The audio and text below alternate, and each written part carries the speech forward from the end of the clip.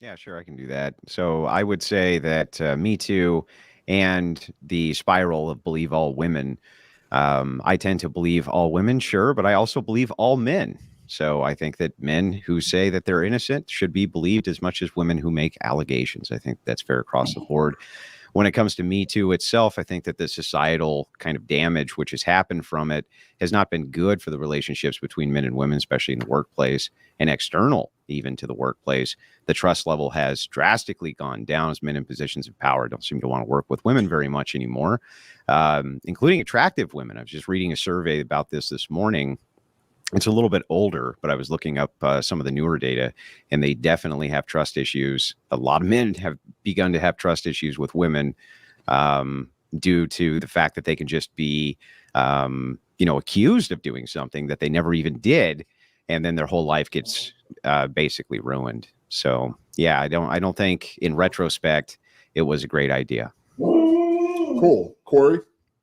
Yeah. So on the whole, I would say overall a good idea. And overall good movement, even though there are totally some drawbacks in terms of what Andrew brought up, in terms of, believe all women. There might be, in some instances, too much benefit of the doubt.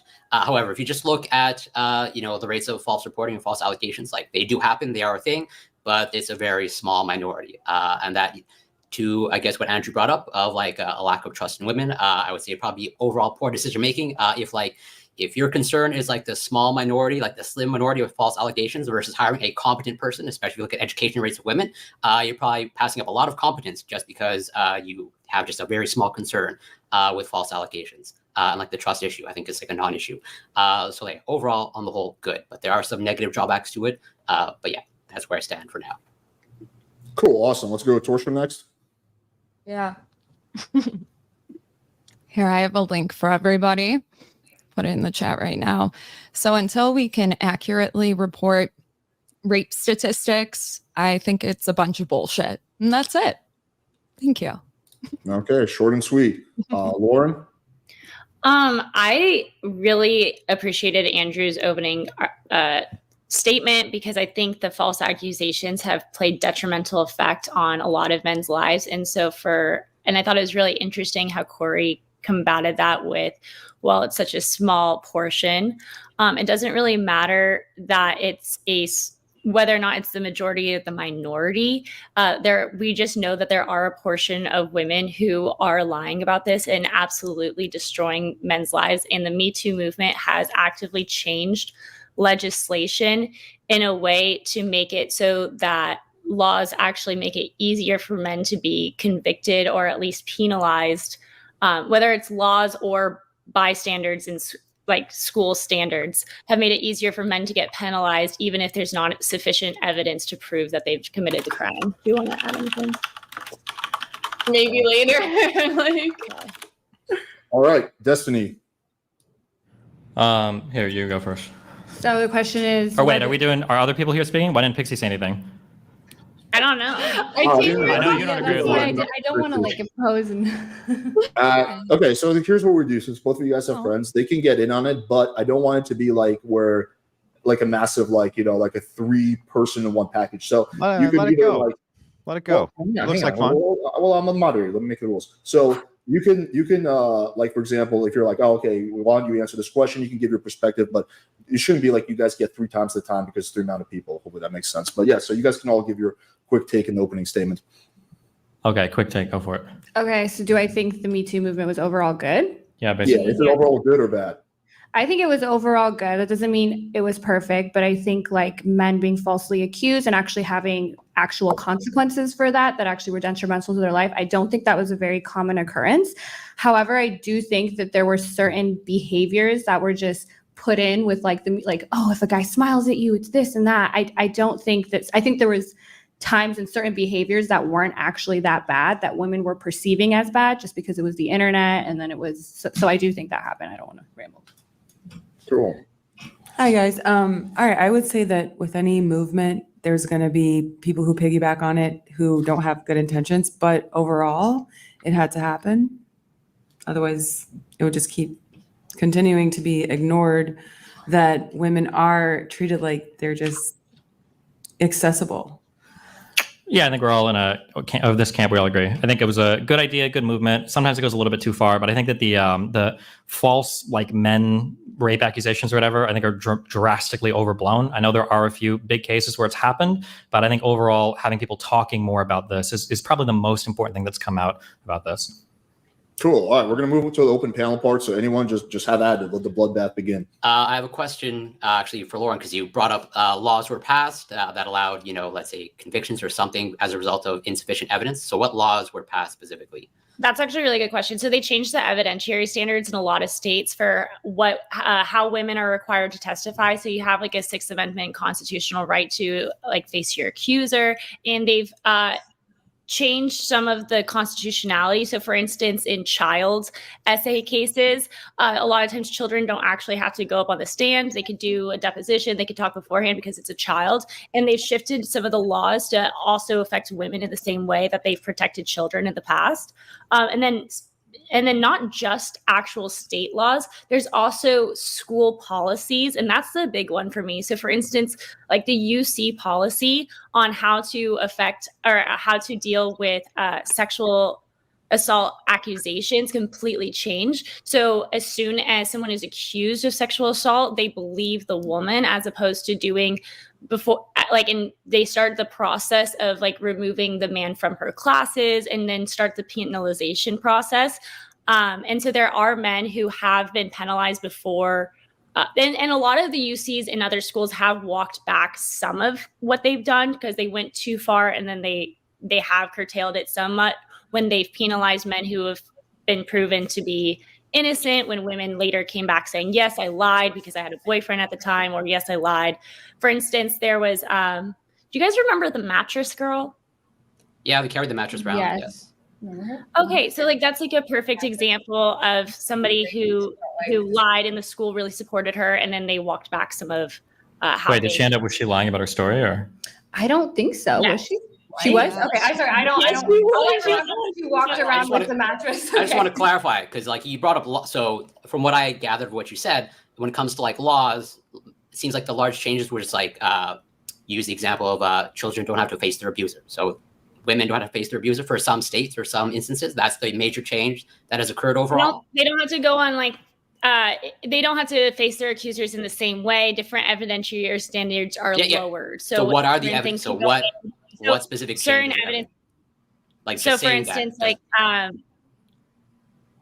past acts are treated differently. So there's when you're trying to show past actions and evidence, a lot of the times you can't show. Just because somebody is typically, for example, just because someone's typically a bad driver, you can't use that as evidence to show that they got in a car crash on this one specific occasion. However, if you have somebody who's like constantly turning left when they're not allowed to at a red light, then you could use that as evidence that they turned left on a specific instance at that particular red light. So like there's the way that you look at evidence based off the situation. They used to exclude evidence. So like if a man was like sexually aggressive, they would tend to exclude that evidence in the past. And now they're making the statute so that they would allow more of that type of evidence to come in. If he was sexually aggressive in the past, then he might have been sexually aggressive in this instance. Wait, but yeah, why is that a bad thing?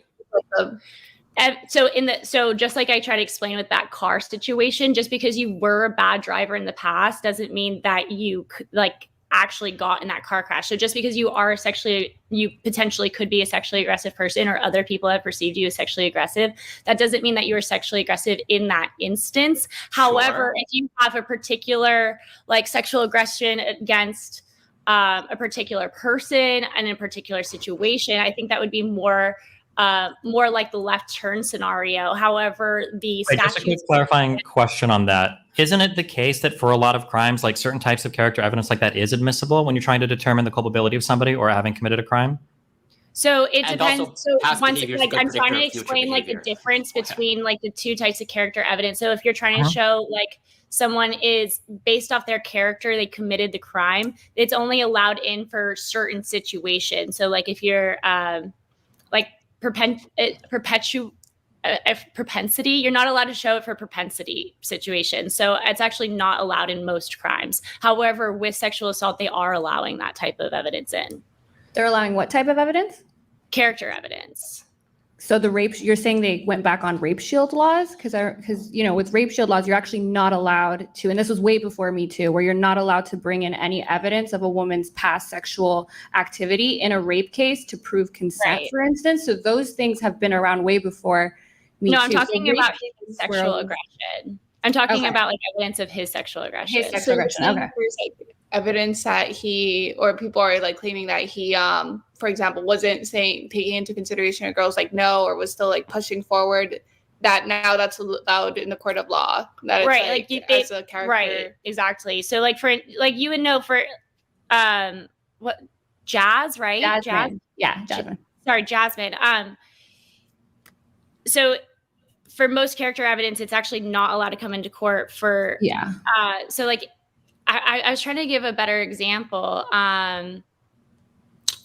I was trying to give a better example than the left turn and the bad driving example. But do you understand what I'm saying? Well, I would even take that I example. was trying to read for what so I wasn't completely listening. I was trying to read for what changes you're saying that Me Too, like which states implemented the changes that you're talking about. And I'm seeing a lot of changes that actually are good, like the way that they started extending statute of limitations, throwing out NDAs. Like I think those are changes that came out of the Me Too movement that were largely good, because it is really hard to get to actually get a successful rape conviction. And those are some of the barriers that were getting in the way. Better testing and for the rape kits, all of that. So I think the statute of limitations is actually like a really interesting example, because when you look up, I think the reason that you have the statute of limitations in the first place is because you lose evidentiary value over evidence as time goes on when you're trying to pursue it in court, from like the time that the incident happened until the time that the court case actually occurs. So you're losing evidence in between that time. And then you still have to have the same standard. You have to prove it. You look at the Trump case, you look at the Biden case, you look at all of these accusers coming decades later and accusing them of sexual assault. And because we have these statute of limitations extended, it's making it easier for women to make accusations. And I think it's giving them more of an out for not actually Lauren, getting a conviction, because this burden of proof is still the same. I have James. So even if they can make the accusations later on, that doesn't help them if they don't have the evidence. That actually makes it harder, like you're saying. Absolutely. If you accuse someone 20 years later with less evidence, people are going to be way more forgiving than if you accuse somebody a week later and have no evidence. Lauren, James Sexton, who's a New York divorce attorney, he's pretty high profile. He's in my chat and he says you're full of shit and you don't know what you're talking about. I love James Sexton. Yeah, Okay. I don't. And that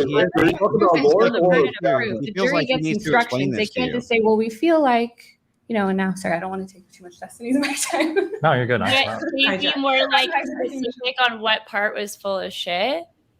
Yeah, I'll ask him. James, which part was she full of shit about? I'll get back to you when he gives me an answer. Thank you. He usually does that in super chat form, which is awesome. It's nice of him. Okay.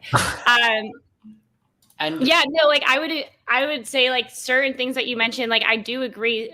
It is nicer to have the ability to turn, like I do have a lot of empathy for people who have been stuck in a situation where they've been assaulted like that. That being said, you shouldn't be allowed to turn around 30 years later and accuse somebody. There's a reason that we have the statute of limitations. Are they extending it that long? I don't know how long they're extending. No, you're saying that they're extending the statute of limitations. Yeah, I can look into it more. But I don't think it's going to 30 years. And are you actually seeing where this is actually leading to? Because what I would say is that if they're extending the statute of limitations and these women are taking these men to court and actually getting a conviction and they're being found guilty, you're saying that they're being found guilty when they shouldn't be? Is that what you're saying? For instance, like the Trump civil case that just occurred, I don't think that there was enough evidence for a reasonable jury to find Trump guilty based off, just the testimony alone, but he was found guilty. But wait, can I ask a question on that? For the Trump case, are there, and I just don't know this, so the lawyers can answer, is there a statute of limitations on civil litigation? Mm-hmm. I don't know. Is there?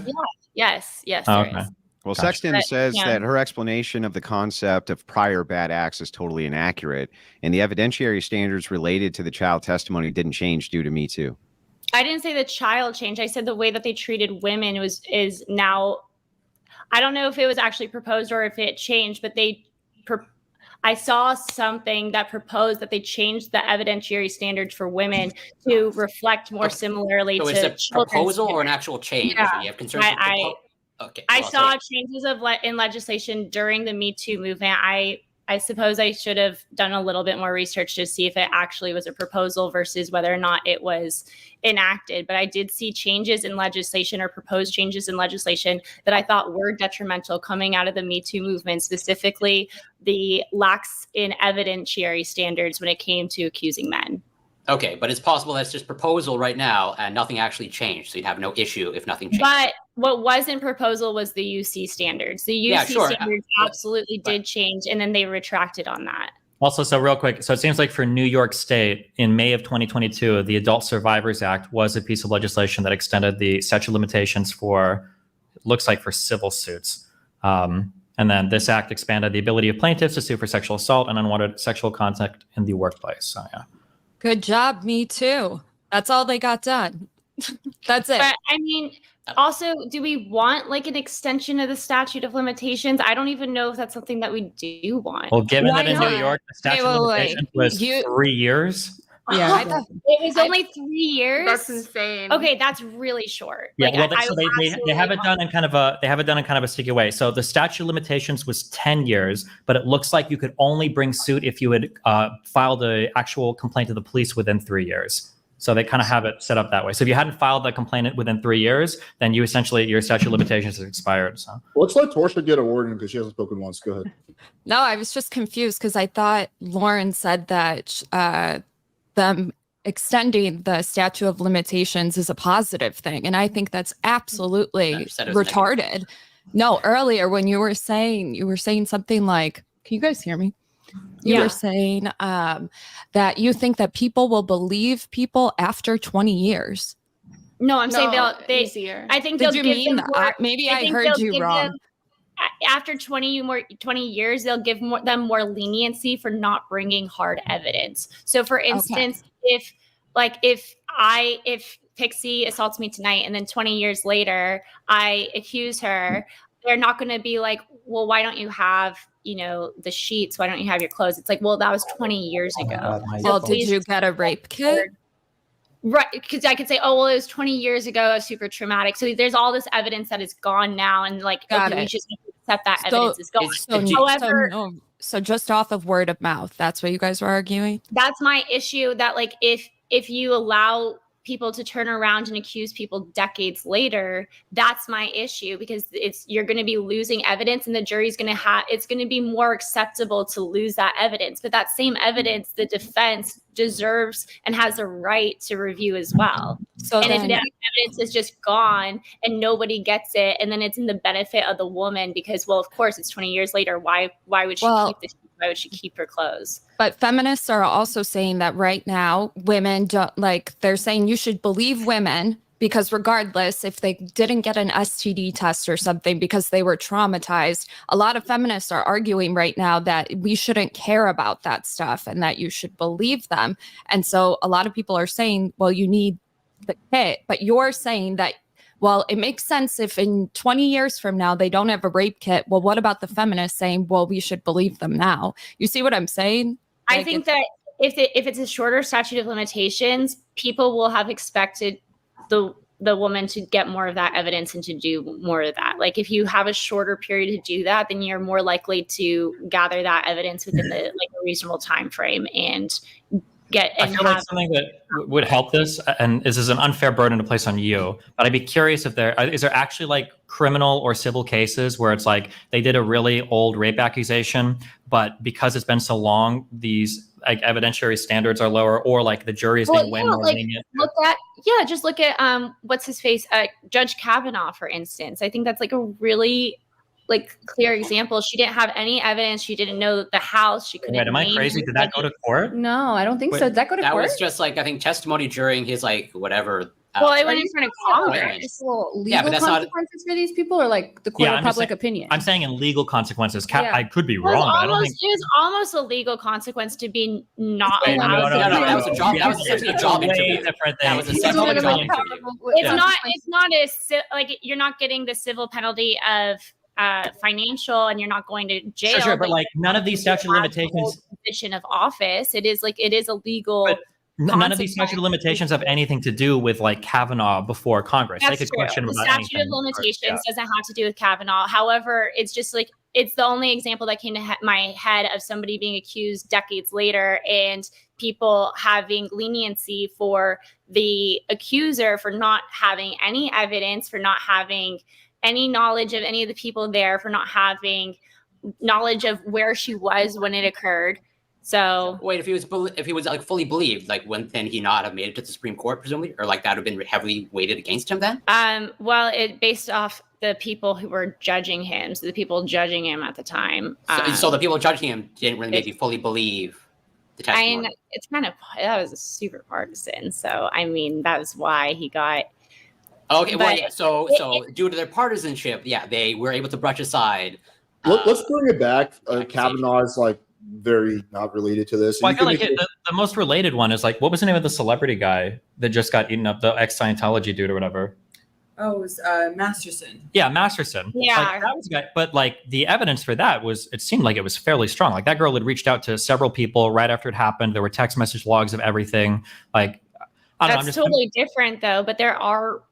I know it's different, but I'm just curious. Like something that would be really strong is like, here's a guy, especially a criminal conviction of rape on like no evidence, just because it was like 30 years old. Like I just haven't heard that happening. And the way that you That's talk what about I'm it sounds like saying. it's like a common problem, And but I they're don't being, know. like, It's also thrown in jail. you Yeah. probably. I mean, that's also because they just changed the statute of limitations with MeToo, right?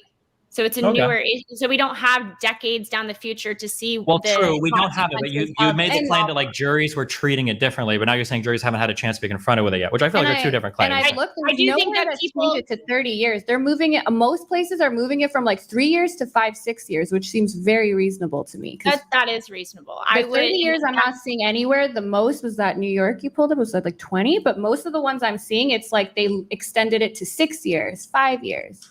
I would appreciate that. Like 3 years seems way too short. And if the Me Too movement did like it succeed in moving the statute from 3 years to 5 years, and I would say the Me Too movement had some positive impact. And I don't think that the Me Too movement was 100% negative impact. There were a lot of things that I really liked about the Me Too movement, such as giving women hope, especially a lot of women who thought they were alone in this situation, and knowing that there's so many other women like them, which is the whole point of the Me Too movement. But my main issue is that it created a major issue, a divide between the genders like we had never seen before, issues within the workplace, inability to like. It highlighted. Hold on, issues before we in run down all as these, in wasn't the sexual argument harassment that in the this- workplace? Yeah, wasn't this argument that the divide already existed? It was just dramatically in favor of men. Yeah, the Me Too was like encouraging people to come out like this behavior is happening, but now we stand in like solidarity. We're no longer afraid to come out and call out the horrendous behavior. Yeah, that is one side of it to be. I think that the side. it's too like it's swinging pendulum. Like I think there was absolutely the issue that you guys are pointing out. And then I think the pendulum swung completely to the opposite direction, where we have people being accused of like just the these minor microaggressions are now considered, sexual harassment when they're just not intended. Hold on, Do wait. those What actually microaggressions have legal are you referring consequences? to? Like, are you? Because there's like a whole thing of like, oh, if you say hi to a woman now, you could get thrown in jail. This isn't happening. Yeah, well, where's like I the know other microaggressive, like countries- criminal Yeah. court case? Where is that? In Where other is countries, this? You're saying these changes occurred. So are you now seeing men in masses 30 years later being thrown in jail with no evidence? Like, I don't what are think you- it's necessarily thrown in jail, but it's absolutely in the workplace. The way that the men and women interact is absolutely different post Me Too movement, and I think that it's What if it's better? more. You just say different, but different how? I And think do you have any data it's to a back that pendulum up? swing. Yeah, you have less. You absolutely have less sexual harassment, which is great. Like that's the goal. But then you also have you have like a unfair dynamic in which women can hold something over a man, in which men are they're walking on eggshells around women. And I also think women are frequently excluded from male dominant areas and not as easily accepted for the fear of a potential Me Too situation. Are they like in the corporate world, you're saying? Or like, Yeah. Okay, Like you haven't, so you're telling me you've never heard a man say, oh, since the Me Too movement, I don't want to work with a woman. I would never hire a No, woman. it's not I've what a guy never- actually I've say. never- I've Am I? never heard that, unless you're looking online. I think it can happen, but it's going to be way more subtle than that. I don't think there's ever a guy like, well, since the Me Too, like that's basically you're like I have screaming like I'm a literally rapist. heard Like, people mean, like, say I it. mean- I've literally heard people say it, and even if people aren't saying it out loud as frequently, even if they're more subtle, it's definitely an underlying feeling that men within the workplace are feeling. I was in the corporate world for like 7 months as a practicing attorney. I still have my license, but now I do OnlyFans. And the things you would hear more are like men who would be like, oh, I really like your outfit. And maybe would be like, I hope that doesn't make you uncomfortable, because they're afraid that it'll come off as, and you see that, but I don't see them excluding women, not wanting to work with women. I don't see that, especially among like In your past 7 months of working, like I understand, I'm but I sorry, also but- am saying like where are you seeing it? Who's telling you? Are you working in a I corporate mean, firm?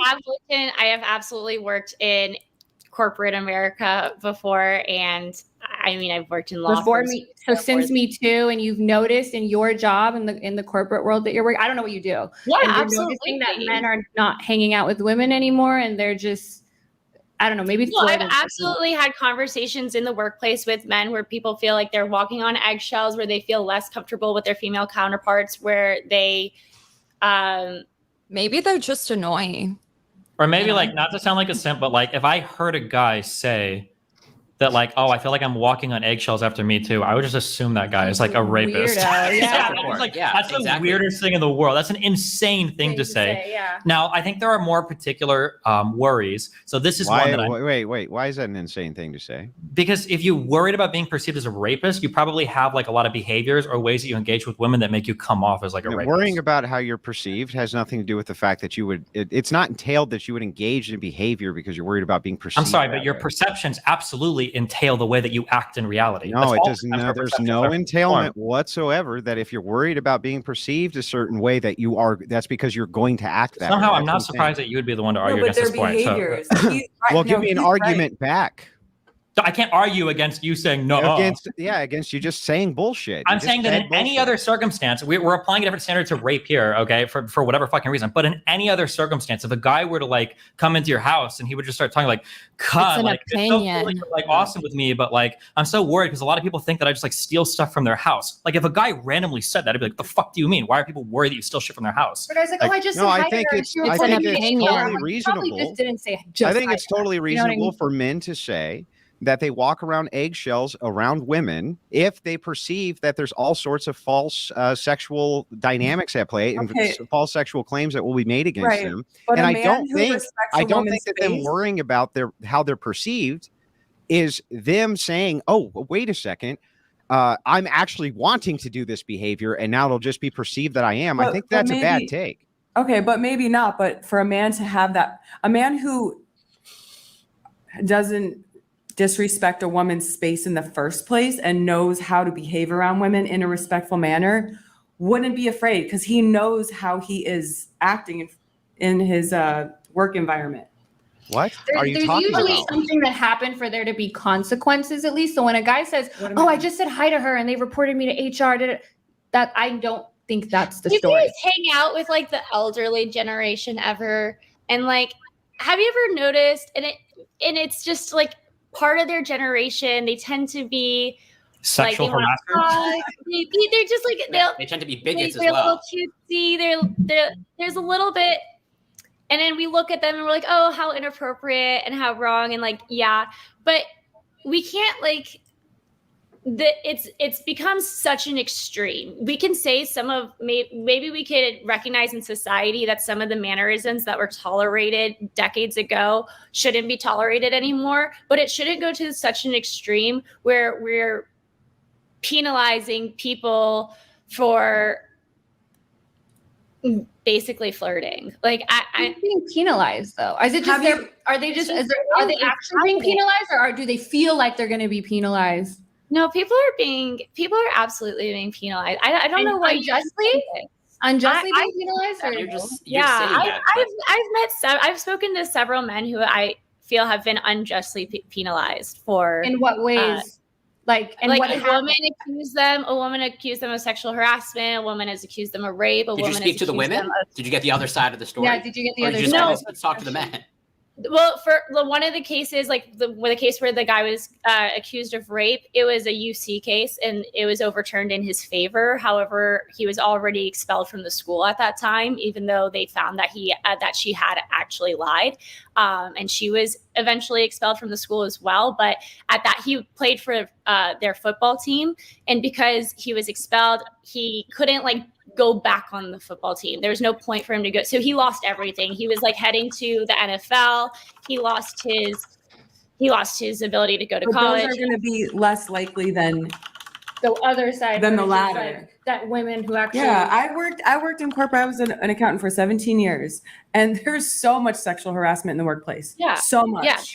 So would you say it's still a net negative because a few men, and so we're seeing legally that statute of limitations being extended to 5-7 years is reasonable. The workplace, I don't know in what ways they're being actually penalized and their jobs are being affected. And then in the school, you're giving us a few cases where, I think you could argue the pendulum swing too much. But in general, if we're looking at the overall question of was it a net positive, you're also saying, I also got rid of a bunch of sexual harassment and a bunch of women who couldn't. There's some benefits. There are benefits, but it's hard. There are benefits to the Me Too. However, there are negatives to the Me Too. And I think if I look at the overall picture of Me Too, I would say it's a net negative based off the way that men and women relate with each other. I think men are scared to flirt with women. I think it's made dating. Hold on, wait, real quick. I don't feel like men are scared to flirt with women. I think that what's scary is if you're too autistic to realize if your flirtatious advances are welcome or if they're inappropriate or not. I think that those are the issues a lot of people are running into. I agree with that older generation thing. I don't know if it applies to anybody in this call or these two ladies, but every single girl or woman that I've talked to that's worked in corporate, any kind of corporate environment, any kind of even engineering environment, has stories about the guy passing behind you that puts a hand on your lower back. All of these really weird, subtle, gaslighty, disgusting fucking behaviors and men can say, and this is why I don't like this excuse, men are confused, men don't know what's wrong. That's bullshit. If I did that to fucking Myron, he would kill me instantly. Men know exactly where the boundaries are, okay? They know exactly where the boundaries are because we know when we engage with each other, what's acceptable and what's not acceptable. But for some reason, women are okay to, I don't like making this sound soy as fuck, but yeah, go ahead. Are you not being flirted with anymore? Yeah, but it's heavy risk. What would be risk is the problem. So if we're looking at this objectively, if you have men who have something to lose, right, it's very high risk for them under the pretense that there could be false allegations. Why take the risk? If you can hire a man for the same position and there's no risk, why wouldn't you do that? That seems logical and reasonable to me. And yet the employment trends don't reflect that anywhere in the United States. Well, wait a second. 45% of men ages 18 to 25 or 18 to 30 haven't even approached a girl this year in person. So that alone. Do you think it's because of the Me Too thing? Or because they're glued to TikTok on their phones? I'm saying there's probably ironic. Sorry, I didn't mean to cut you off. No, go ahead. I do find it ironic that, Destiny, you called these people autistic. It's first of all, we have a rise in autism, and that is compounding the difficulty in the dating relationships between men and women. And then you compound that with this other issue of trying to figure out the nuance between determining whether a girl is flirtatiously going, oh, no, stop, versus going, no, stop, versus whether or not. Yeah, I'm sympathetic to these. It's confusing, right? Sure, and I'm sympathetic to these, but here, this is a super easy answer. And I would give this as personal advice if somebody asked me. If somebody came up to me and they're like, listen up, Steven, I don't know if this girl, blah, blah, blah, blah, blah. Here's what I would say. If you don't know, why the fuck are you flirting at work, you fucking retard? And I would call him a retard and I would slap him across the face. If you have no idea if your advances are unwelcome or if you're making somebody feel uncomfortable, why would you risk permanently destroying your workplace environment? That's the worst. Where else do you wouldn't. You would stop hiring women. And then We're- there's we're And so also far, Andrew, that has not happened anywhere yet, and it's not Yeah, going to no, happen. well, anywhere. listen, the employment trends that you're talking about, it has happened. There are surveys on this, and many men have said that they don't feel as comfortable hiring women as they did before, and they have been moving away from that steadily, especially in higher positions. There is data to reflect that. You're full of shit. Okay, No, I'd be curious in seeing surveys you are link different. it. Like, Surveys yeah. are different than actual employment numbers. Like, you can get all the men to profess that they're not going to hire women, but actually show me some employment statistics that shows a drop of like higher level management positions that there's What no about the- hired for women. What about the rape statistics? Those are all polls and surveys. Are those Base. not valid? Okay, wait. Also, another thing, Lauren, I agree that like meeting people in different areas is important, and work is a good place to meet people. But like, I think you have to look at the other end of the equation too. You can't just say, well, men don't know where to meet women except for work. Therefore, like every woman's like comfort at her job now has to be held captive. Most because men have a couples right to meet work at work. work. Yes, Most thank people you, that get Torshaa. married meet at work. This idea There- that it doesn't happen is like A stupid. good thing I never said it doesn't happen, because that would be But you- actually but retarded. yeah, because actually, like 2 seconds ago, you were saying, well, if he wants to approach her at work, he shouldn't be doing that or whatever the fuck. Like, no. No, what are what you I talking said about? was, if you don't know if your advances are welcome or not, don't jeopardize How would your you job. know? Who would know that? How If would you you don't know? if you know, then you don't know. It's that simple. Hold on. None of this is different from before Me Too as well, by the way. If you don't know if your advances are welcome, don't agree. fuck your workplace up with it. I agree. I agree. So this with is you. And people still meet at workplaces. It's So not I've like linked this people are no over- longer. I've linked working this and meeting at over work. this is from Forbes, almost 1 in 5 men and about 6% of women report that as a result of Me Too, they're less likely to hire attractive women. This That's doesn't great. shock And me. also, when you poll like 95% of women, they say they want a guy that's over 6 feet tall. People's preferences don't necessarily map onto So real they're world more behavior. reluctant, but Yeah. they're doing it. Yeah, That's they're what still I'm doing looking- it. Yeah. The thing At the is, end of the day, you go for competence and given again okay. education rates. but the thing is that that's not a good trend. And if that trend continues, you'll see this in other surveys, which are reflected with mentor status and all sorts of other things.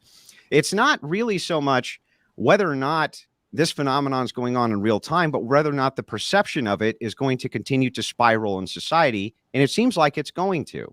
I think we all these agree that kind that of would be a gaps bad go. thing. Yeah, we all agree that that would be a bad thing. Nobody likes that trend. But it seems like when we talk about this, the whole point of Me Too was to just punish poor guys, and that's the only thing that's happened. But the other side of the argument is maybe there's been a dramatic reduction in the way, or dramatic change in the way that men associate with women at the workplace. Yeah, there's a bad side to this too, and that some people are a little bit more afraid of engaging with women. But I mean, as culture advances, as people go on, like people will learn how to do it different, learn how to do it better. As Lauren said earlier, the older generation of men and women were creepy as fuck. And that's not the norm, even for Gen Xers, and definitely not for millennials, and definitely not for Gen Zers. But So when it's just a we, cultural thing that'll take over when time. we aren't dealing with a massive labor shortage, a nationwide labor shortage, let's say in a few years we're not, which is possible.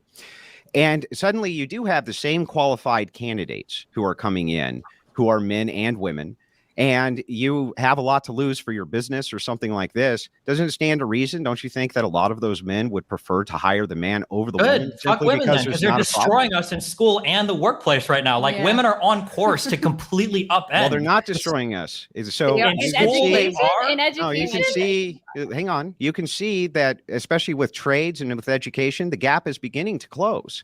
And this is going to It is not. continue. Maybe in It trades. is. What do you mean it's Higher beginning to close? university Women education. It's reversed. It's reversed. It's Listen. literally reversed. We didn't close it. We reversed it. Now women are outperforming men in almost 2 to every- 1 in yeah. college. Even in med school, there's more I'm women. not talking Even about in college. STEM sports. What was it that I said? Yeah, I you said said trades. Nobody that gives the a fuck about trend. the trades, Andrew. Yeah. We're not here to talk about Hang plumbers on. and So electricians. Me What Too's I a net said was negative that the because trends potentially between in the this pay future, gap- This trend could.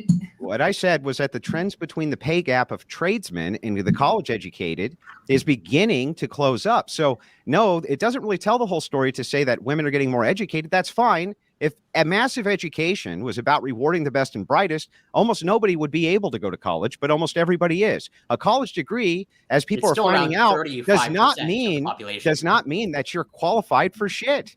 It doesn't mean you're qualified for fucking anything.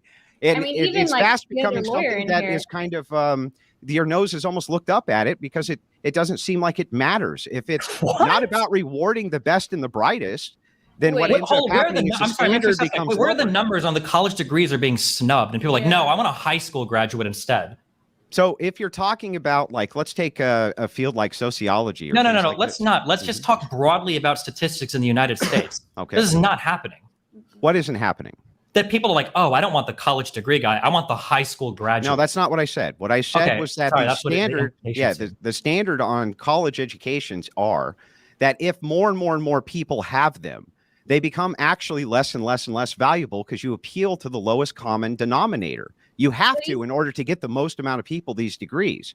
And so a consequence of that going forward likely is going to be that people will be less and less impressed with your degree and more impressed with your skill set. And that's probably why you see the gap in the trades with the degrees beginning to close on the opposite side. I mean, even with higher education, like, I mean, Lauren, I didn't know you, but I guess you're a lawyer too. We're almost half of the profession now. Doctors, women are law degrees less useful now, or? Didn't we just say we had a huge employment shortage? Yeah, actually, law degrees are significantly less useful. I get what you're saying, but the fact that women, it's not like our LSAT scores are lower than men's. We're getting into the same schools they are on merit, and we're doing well. Yeah, no, you're right. Women are dominating the educational field, but I think that has a lot to do with how education is currently being ran. And I think that's be more specific. And I think that's going to go into our next debate about why men are actually currently struggling with more oppression than women. Yeah, so I actually agree with you somewhat on that point that women are dominating the education field, but I don't. Can I ask a question for everybody? Because I would like to know if MeToo is so terrible, what would be, in your eyes, what would be a good way to deal with the sexual harassment in the workplace? It's not that it's so terrible. It's just that for me, at least, what's a better idea than that? Yeah, for me, it wasn't that it was so terrible, because when it first started, there was so many things I actually really appreciated about it. Like a lot of things, like it really meant a lot to me. But then it got out of hand, and I think it ended up hurting our culture more than it ended up helping it. Even if it did have some successes, such as more conversations about sexual assault, changing some of our standards in the workplace, and changing some of the statutes to 3 to 6 years. Those things are great. However, I think the way that men and women communicate with each other now are has been strained. I'm sorry, the relationships between men and women has absolutely been strained from the Me Too movement, and pretending like that's not true, it seems quite silly to me. And there's other things, and I think that men being falsely accused of this horrible thing is at an all-time high, and I would rather have 100 innocent people go free than 1 innocent man. 100 guilty people go free than 1 innocent man in jail. And I feel like this is like one of the worst things in jail. But you would want 100 men who raped a woman people, to walk free because one man who you can't name.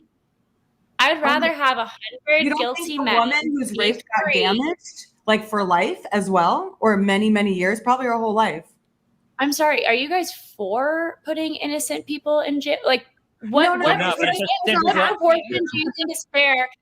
Okay, let me ask a legitimate question. If the legal system is working, if the legal system is working for every person who committed a crime who is not convicted, how many innocent people should be locked up? Which innocent person got locked up? Isn't it literally one? But you would rather 100 men go free.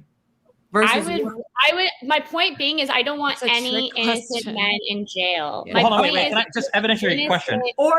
But you'd rather have, but you're okay with having them go free. Would rather. I don't want. I would. If you committed it's a crime, a horrible situation. Well, no, we have to answer the question. You want 100 rapists? It's a horrible situation, but women can just take it, and that's part of being a woman. She's saying if she has to pick one of those, she's going to pick that one, right? So she's not saying she prefers it. She's just saying that's the one that she would pick if she had to pick between those two. Well, and then also, hold on, just the questions for the United States. For a criminal conviction, it's like I've heard, I don't know what they teach you in law school. Is it 90 or 99% for beyond a reasonable doubt? Beyond a reasonable doubt? Yeah, that's standard. Is it 90? Like preponderance of evidence is 51? 51. No, it's 90. It's like super like. Yeah. So let's say beyond a reasonable doubt. There's no number system to it. There's no number. That's why when he asked, I was kind of like, but preponderance of the evidence is over half. I thought preponderance of evidence is basically over half, and beyond a reasonable doubt is. Yeah, preponderance of the evidence is over half, but I never knew beyond a reasonable doubt. We never were. But also, hold on, wait. Beyond a reasonable doubt, right? That phrase That doesn't mean 100%. It doesn't say only if you are completely sure. So even baked into our judicial system, some people are going to be locked up that are innocent because beyond a reasonable doubt could be satisfied by somebody that. Yeah. So there's always going to be some amount of friction in a legal system where guilty people walk free and innocent people are put in jail. But to say that even one innocent person going free, that's unacceptable. So 100 rapists can walk free because one innocent person might be convicted. I don't even know if that's consistent with our current. Misunderstanding what I'm trying to say. I'm trying to say it is devastating to put an innocent person in jail. It is more devastating. Lauren, they're not understanding it. We should just move on, honestly. I know what you're saying. What about 1,000 rapists versus one? Like, no, it's not a matter. It's not a matter of number. It's not saying that the 100 people will do X, Y, Z. It's literally saying that in America, our system is so good that when you have an innocent person go to jail, that's a really, really bad thing because to get them exonerated is probably not going to happen. It's also a really bad thing when a crime has been committed and the person goes free. It sucks. But what do you think is but what do you think is worse? Having a jury convict somebody who's innocent into jail for the rest of their life, or somebody who commits a crime? Hold on. Wait. You can't even answer that. I'm telling you. It's a moral thing. Yes. No, the moral thing. You're absolutely dead fucking wrong. What's worse, that you put an innocent man in jail or you let a guilty serial killer walk free and kill 5 more people? Because that's 5 innocent lives destroyed instead of the 1 innocent person going to jail. Your whole hypothetical is completely fucking absurd. Wait. Teaching men that you can keep doing this. Like, oh my God. This is like the trolley dilemma is what we're saying. No, it's not. No, it's not at all. It's definitely not the trolley dilemma. No, my God, there's never a right thing is what I'm trying to say. But most, it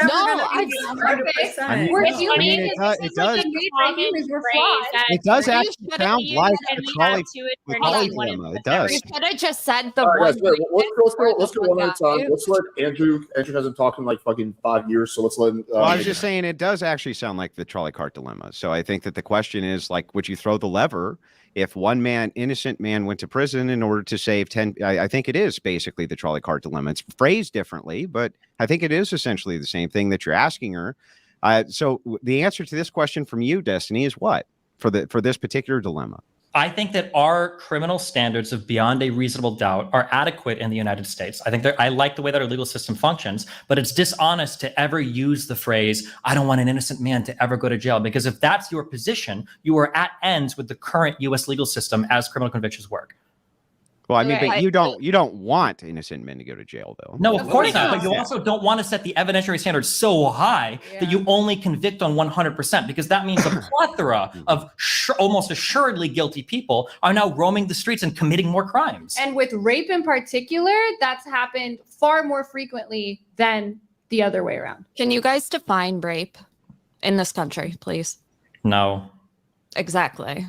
Based. So it doesn't exist, or what is the point of that question? No, of course You're it about to go on a exists. Torshaa trolley ride. That's where we're going there. No, I'm not going to go through it all. I'm honestly fucking exhausted, and this conversation just keeps derailing. You said like 3 sentences. How are you exhausted? I'm bored because we're derailing into so many different things. Like it's not derailing. It's an integral the reason I've let it go is because I do actually feel this is on topic, because it is an interesting philosophical discussion, right? Like, okay, what is better in terms of outcomes? Is it better that 100 guilty people walk, or 1 innocent person goes to jail, right? I'm not going to give my answer because I'm the moderator, but it is an interesting discussion. I do think it factors into the Me Too discussion, which is why I've allowed it to go on for that long. But if you guys want to like move on, can I correct Lauren? If maybe I'm mistaken, but I think what you meant to say was, would you rather let 1 rapist walk free, or the 1 innocent man in jail?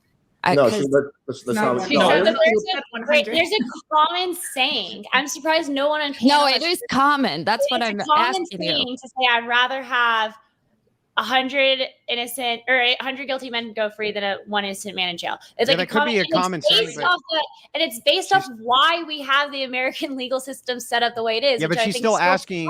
She's still asking the question, brings though. up the point. So why not have no doubt? Why the American system is the way it is, and Destiny's like, well, then you don't like the American. No, I like the American system. It's set up specifically because we would rather have 100 no, but that's not true, because if it was so, then our standards for criminal conviction. Then why are our standards for criminal convictions so low? They're nowhere near 100%. It is. Do you know how many cases prosecutors drop? Are you aware? And like A lot of rape cases. Wait, what does that have to do with anything? We let guilty, like the current American legal system, we probably let more than 100 guilty That's people. not the question. The question is, in the current legal Oh system, my can you convict God. without it being 100%? No, hold on. You're bringing For a up things that we conviction. all know that are pointless assertions. Like, yeah, there are obviously cases where they don't have enough evidence and they can't convict. Probably that's somebody like guilty. We probably know that. However, right now in the United States, you can't disagree with this. You agree that the vast majority of convictions are done without. My point. That's what I just, Yeah, Destiny. No one disagrees with you. No, hold on. The disagreement is, Lauren, what I'm No. saying is, what I'm saying is, yeah, hold on. What I'm saying is, right now, as it stands in the United States, our system is set up to put one innocent person in jail for every 100 people convicted, explicitly so. probably less. Oh my God. Probably less. Okay. I mean, a huge part of it is whether you have money or not. The legal system works a lot better. The point is, I want to keep the American legal system. I want to keep the American legal system with a really, really, really high standard of who we can get. I'm just curious. Really high standard. Lauren, It is. We don't want can I ask a question, Lauren? How is that uh, going to change? Yeah, go ahead, Corey. Just to distill something, are you for or against capital punishment? Ask it. him. I'm on the fence on. Okay, Like, but you you're know talking that about- innocent people have been. Yeah, that's why I'm on the fence about that because Shouldn't you be? Can't you just say no? Yeah, wouldn't you rather have? How does that? Yeah, that's a difficult circle I don't to believe in square. capital punishment. Yeah, no, I understand that. So I want as to err long on the as side of 2% of the time, innocence, but capital punishment, I'm okay with executing a few no, innocent that's people why here I'm on and the there. fence with it, and We should I be clearly and off the recently- fence and against well, no, capital Corey, punishment. Can I finish wait a my second, answer? wait a second. That Recently, doesn't make I any have been sense. leaning Her your position direction follows. Wait, hang on, guys. One at a time. Let's let Lauren Yeah. finish, then we'll go to Andrew. Go ahead.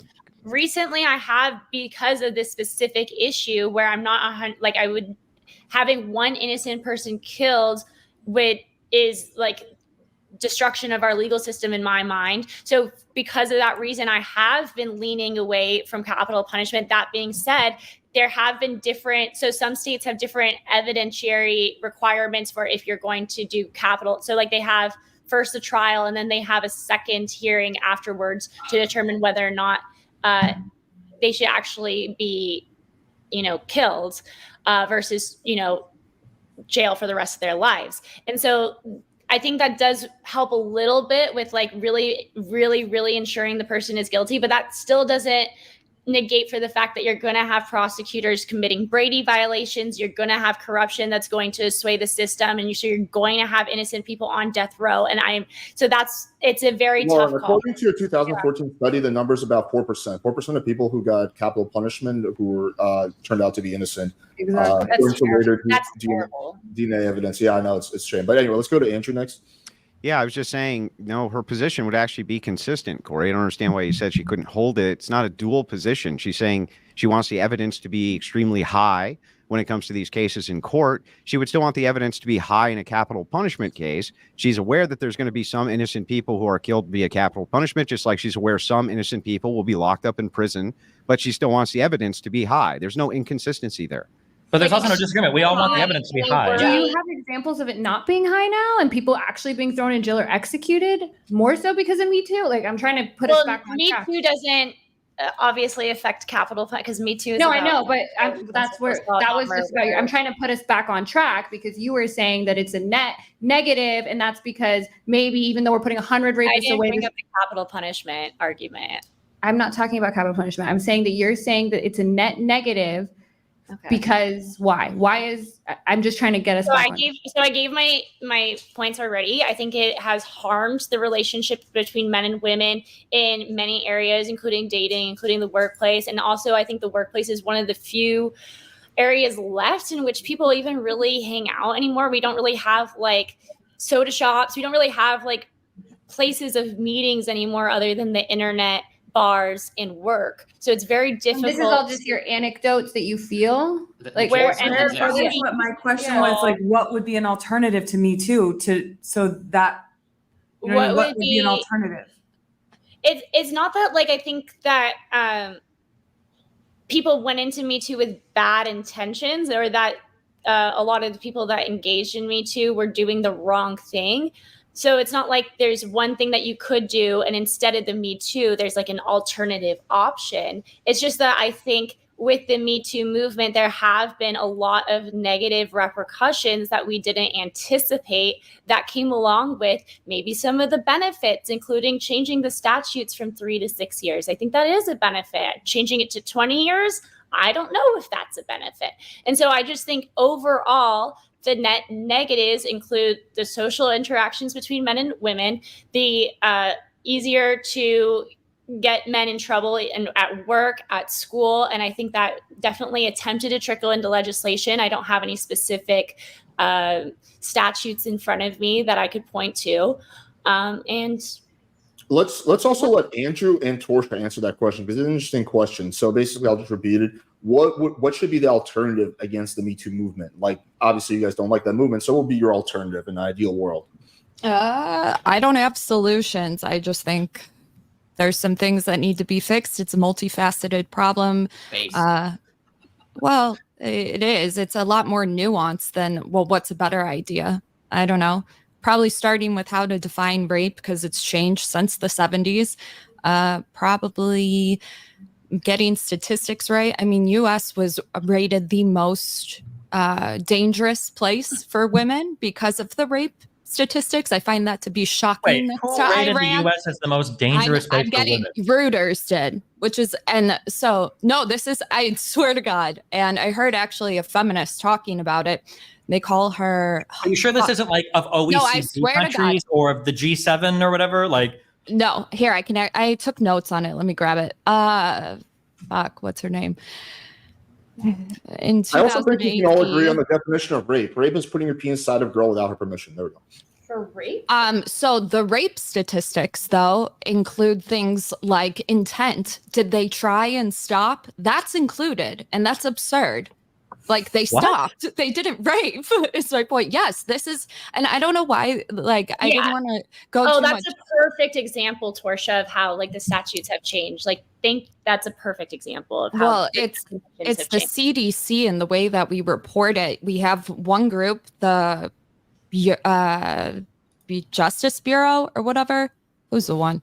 And they're the ones that do like the actual criminal stuff. Like, they have the evidence, all that shit. Then you got the other ones who are just coming up with surveys. And there was a lot of discrepancy in like 2013 about it. And it hasn't changed about how they ask the questions, and that there's a lot more false positives than there are positives. Aside from that, pushing the Me Too movement, in my opinion, like influences women to think that certain instances, I don't want to say regret sex because that's kind of undermining other victims, but I think when you have a big collective group of people saying this is actually rape, this is rape, but none of it's following suit with the definitions, it's problematic as fuck. Because I know if men did the same thing, people would be pissed.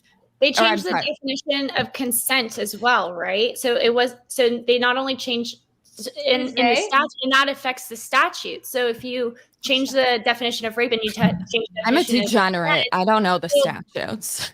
So what behavior is now considered rape and actually leading to legal consequences that weren't before that you think are unjust? So I think that it's absolutely absurd that if a guy is going to have sex with a girl or something, then she says no and he stops, and that can be included in rape. I think that's wrong.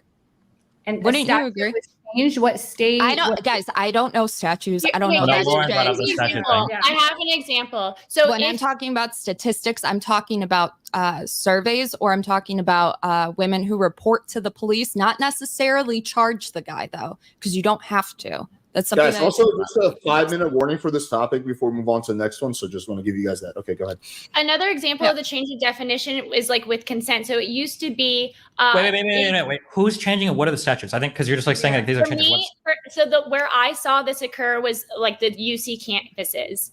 Okay, so this isn't a legal thing, right? This is just like school policy. It does trickle into legal things. They absolutely file cases. The UC absolutely files cases on behalf, and they start the case process process based on whether or not it's gone through like the UC process. So Okay, but hold on, the wait, you actual just said statutes changed to include behavior that was not considered rape before, that is considered rape now. Whereas nothing has changed. Hold on. Me Too, nothing has changed. That's not true. So like with consent, so it used, and I think, and I really maybe. wish I had like the statutes, but certain places have changed. So it used to be that consent was if like you got some passive yes. So like if you ask like you want to hook up, or you show insinuation of trying to hook up, and she appears to be enjoying Sure, hold on, it. yeah, too. we've all heard. Tell me Wait. However, now what you need active consent. You need No, hold on. We've all absolute heard these. We've all heard the stories before of like consent has changed. But if we're making a legal argument, what is Yeah. this? Because the argument that you're making that like, well, the schools will bring charges or go to the police or whatever. My understanding would be like a DA would say like, oh, well, you guys changed your define consent. There's no criminal case here, unless like an actual legal like statute or code or legislation. You has know changed. how important that wording is in statute. So if that changed, I want to know the wording, and I want to know how it was changed to change consent legally. I literally just explained how the wording was changed. So it was changed At a from. university. Where? You don't have an example though? I just said it was at universities. I Yeah, but it's believe law. certain state statute. Yeah, so I believe certain state statutes also have changed alongside the UC campus. UC, I know for sure, but school. Is consent even like a? Is that like a legal? Did California This affects change? Did men. California change their How do you statute? think this Okay, doesn't she's- affect men? She's saying But that. I'm not like, saying it doesn't because, affect men, but can you were saying California would have to change their statute for I their. think they did. I'm She's not saying- 100%. She's Go ahead, saying that the schools are implementing things that can like get guys expelled and But stuff. the So it's courts not. get I get expelled it. is I know. different, but schools It's not can't make up- illegal. And Why they not? also would go to jail for that. No. in a It's way- at their discretion because it's a private institution. But I'm saying it's not illegal. Women are puppet. It's up to the schools. The schools can expel if they think this is XYZ. It doesn't have to be criminalized, whatever the fuck. Sorry. Guys, real quick, I want to also let sorry, what's her name? The girl in the middle? Lana. Lana. Okay, I want to let Andrew answer Lana's question before we move on. This doesn't like. What would be an alternative to Me Too? So I would try to move towards a patriarchal system where women were slowly phased out of the workplace altogether, and then that solves this problem. Okay, I How would disagree. how with would we that. survive and live? The same way that we survived and lived for the most of patriarchy. our history, which is Yeah, but without that didn't women work inside because the men would workforce. abandon their homes to go to other women. What the first divorce case was because the guy ditched his wife and his kids and went to be with another woman. Which has what to Wait, do with what? anything? I'm a widow. I mean, like, what would I What do? does that have to What? do with anything? It has to do with everything. And what How does are it have women to do gonna with it? survive? How will they survive? The if they're same not way that working? they've always survived without women in the workforce. There was not a How? problem with the survival before women were in the workforce. how There did it won't happen be a before then? Just say problem with that. How did- survival post. Women No. are enabled to be in the workforce only through the usage of technology. If you look Wait, at the wait. Don't do this diatribe. Answer the question. How would a woman? Let's say a woman Fine. gets widowed. How does she survive? she would probably remarry. Why would but you not wanna only that, remarry? the assets of the husband always have traditionally gone to the woman. Not only that, there's usually an obligation from the family of the person you were widowed from, who's That's going to assuming help the you man out. was doing everything right. Like the man was just working hard all the time, saving money, that he had assets. we can't assess all of society just But based that's on how it is what if now. risks of what if a meteorite strikes you. That's How not many men do fair. you And think I'm right sorry. now- Hang on. Let me finish, lady. I'm sorry that a fucking meteorite might strike your husband and he might die, but we're not going to make a societal prescription based on that. That would be insanity. So yes, But there's that's going to be common. some unfairness baked in, but we can't unfortunately alleviate all unfairness from every situation over all times. We can't. Isn't do it that. common right now that like the average savings rate is like negative for like people under 35? So basically every widow under the age of like 35 or 40 is just fucked. First of all, they're not fucked. If you were to reduce the women's participation in the workforce, you would see a massive increase in salary, more than likely for men. That would that follows, in fact. No, it doesn't follow. It How literally does it doesn't. not? No, that is It doesn't true. follow because the number one indicator of like countries becoming prosperous and successful is women entering the workforce and starting to own businesses. That's like one of the biggest indicators of it. He's talking about you're prior familiar. $1 billion. You're familiar with supply and demand, right? If you have less workers, do you have more of a supply of workers or less? You of a understand supply? that when you go to high My school, question, like I just answered yours. no, I'll answer your question. Then just The say supply yes. and demand X graph is an incredibly crude and simplistic way to analyze markets. Yes, of course, if you remove all the women from the workforce, the men will get higher wages. Then However, why the fuck did you've you also just got argue they wouldn't?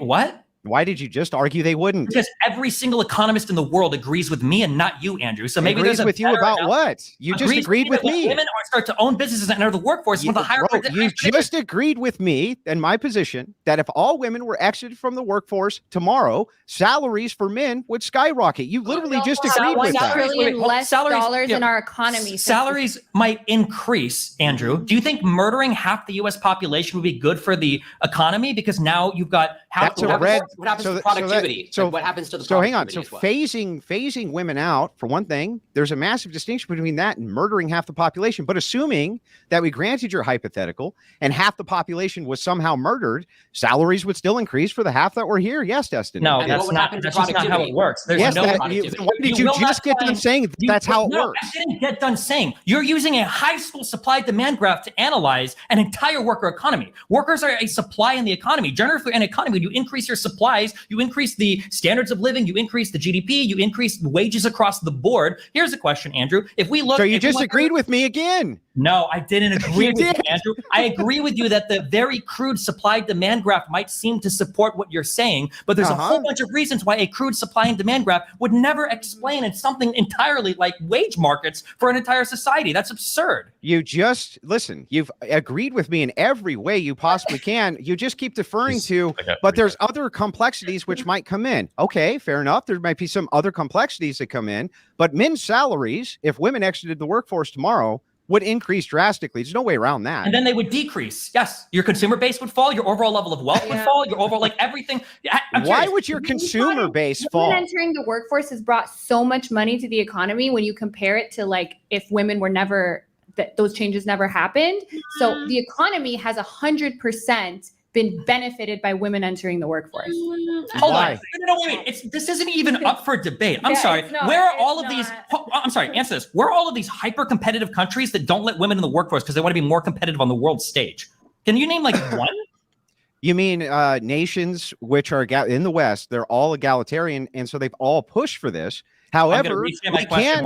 Yeah, and I'm answering your question. You're not answering. We can look at the markers before women entered in the workplace, and we were very prosperous.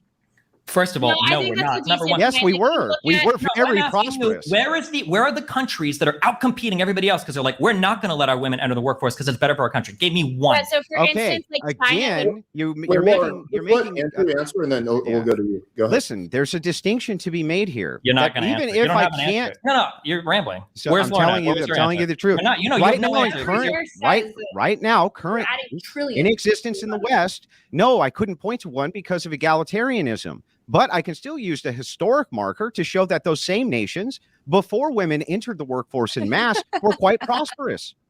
Sorry. I think it's like That a doesn't answer his decent question point still. that if How did it's a that not decent answer your point- question? Because he asked you for an example of a country today that exists today. All Western nations were I'm prosperous trying to even compare- before like- women like, entered the I go back in workforce. All time. of them. You're giving me the argument that like women entering the workforce is like I don't know, has made it so reality TV has appeared. You're just correlating two things that aren't necessarily related to each other. The way that you would study this in econ is you wouldn't go, what was it like 500 years ago? And now let's compare it today. You would compare one country to other countries. And you In would say, econ, you wouldn't look at the historic standards? I think you would. no, you would never look. No, you don't look at, that's why when you do You any don't look at econ historic standards?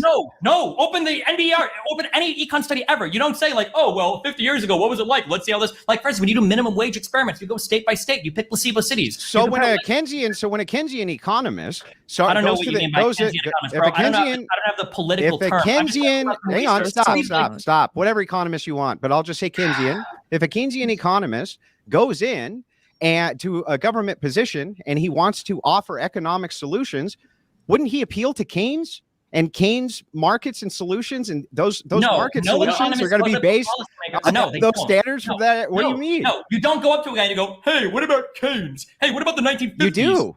No, you.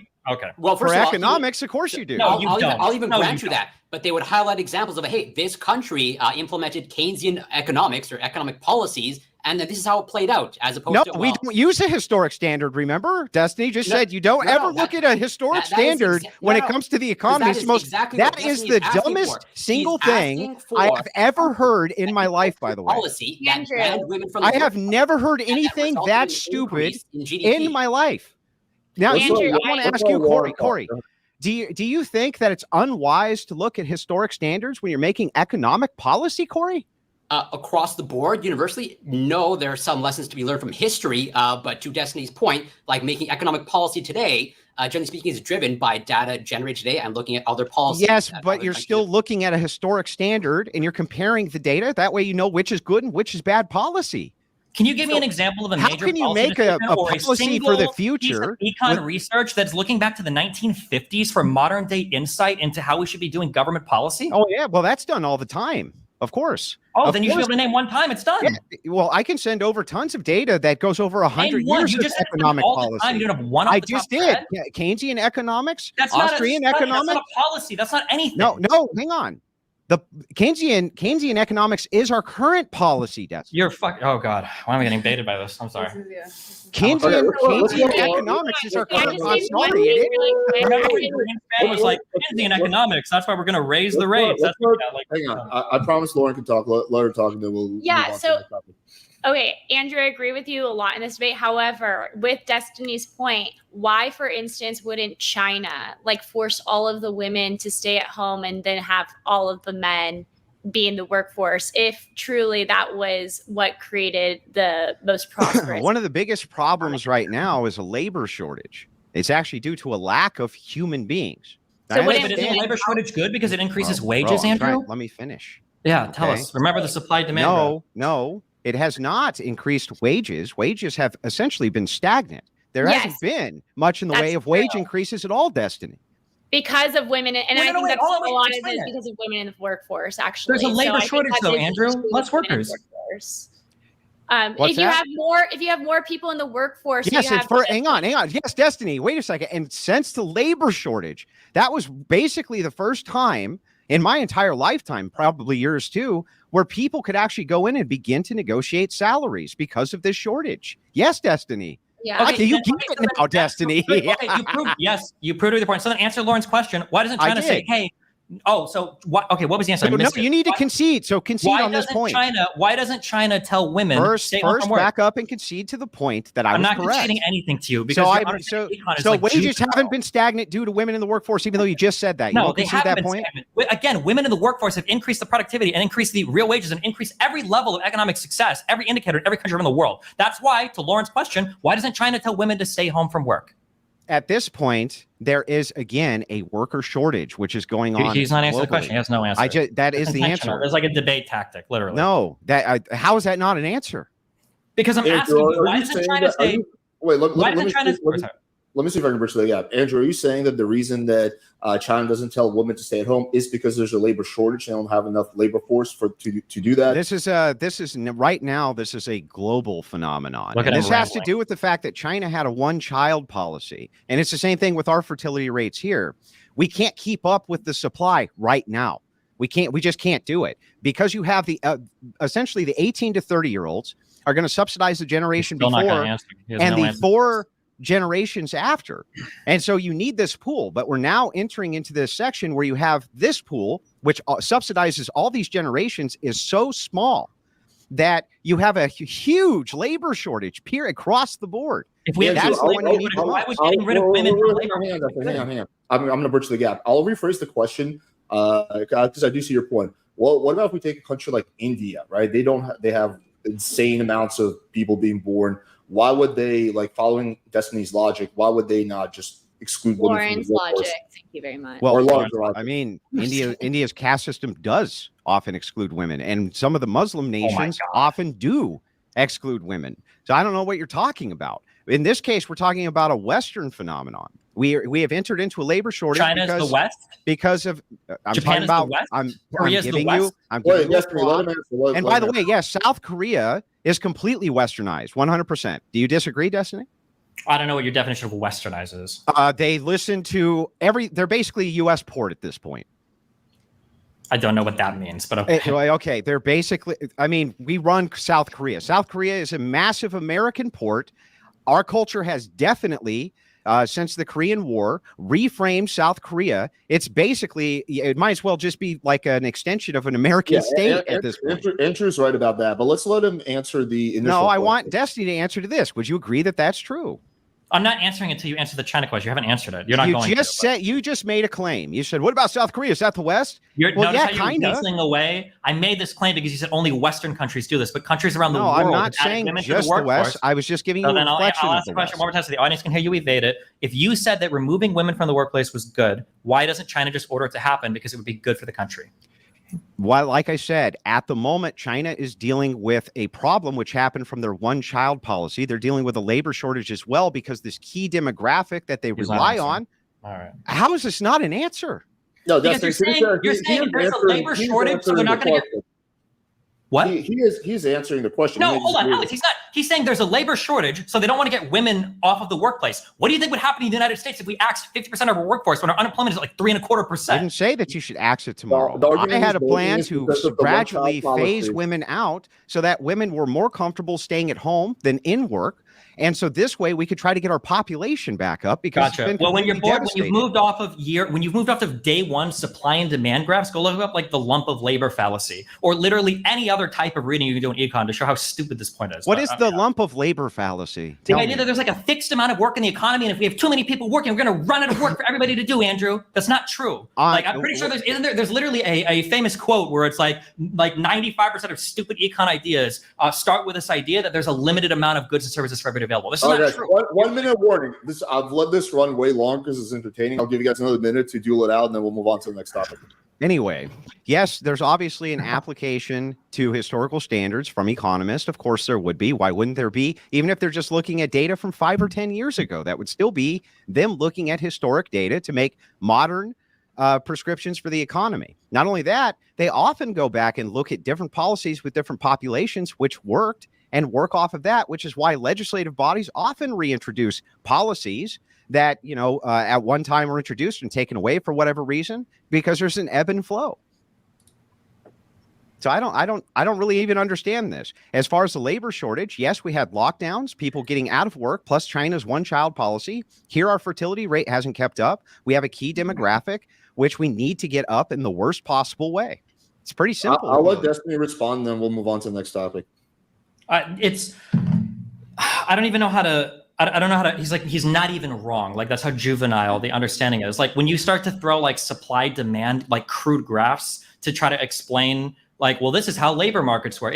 I brought up the lump of labor fallacy. There's a broken window fallacy. The idea, well, if you break windows, now everybody's working and, repairing stuff. It's not even based on like a bad understanding of econ. It's just like a total lack of understanding of econ. I don't know how to argue with somebody that legitimately is saying that if we remove all women from the workplace, it's going to be good because there's going to be the supply of labor is going to go down. So the demand for male jobs is going to go up without acknowledging the 50 million negative external knock-on effects that will cause. That's why Andrew will never be able to answer the question of what are the successful countries that prohibit women from entering the workplace. And that's why one of the key paths for every country to become economically prosperous is usually women entering the workforce. That's just been a trend of the entire world. But so let's move on to the next topic. I want to give everyone like 30 seconds to just give their closing thoughts on this. Usually I give longer, but we're running late on that one. So if anyone has any closing words, let's start off with you, Corey, because we haven't heard from you in a while, and we'll just go in that order. So 30 seconds closing thoughts on this topic. Overall, I wasn't really swayed by the arguments. I still think there are definitely some downsides to the MeToo movement, but overall, on the whole, a good. And that, when I asked for like specific like policies that were implemented, it seems like they just refer back to policies at university. So nothing's really changed the world at large on the policy level. So I don't think all the negative claims have just been over exaggerated. Is that the economy? Hang on, we're just doing closing themes, right? Torshaa? I agree. Oh, now it's loud.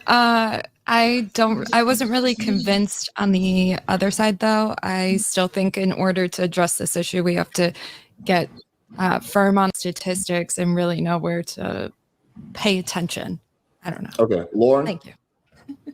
I think that a lot of really good points were made, especially about from the other side about the benefits of Me Too. But I think maybe I was not aware of some of the benefits that I was enlightened to today, but that doesn't change my overall feeling that the overall effect of Me Too has been detrimental to the relationships between men and women in most spaces, especially workplaces and school.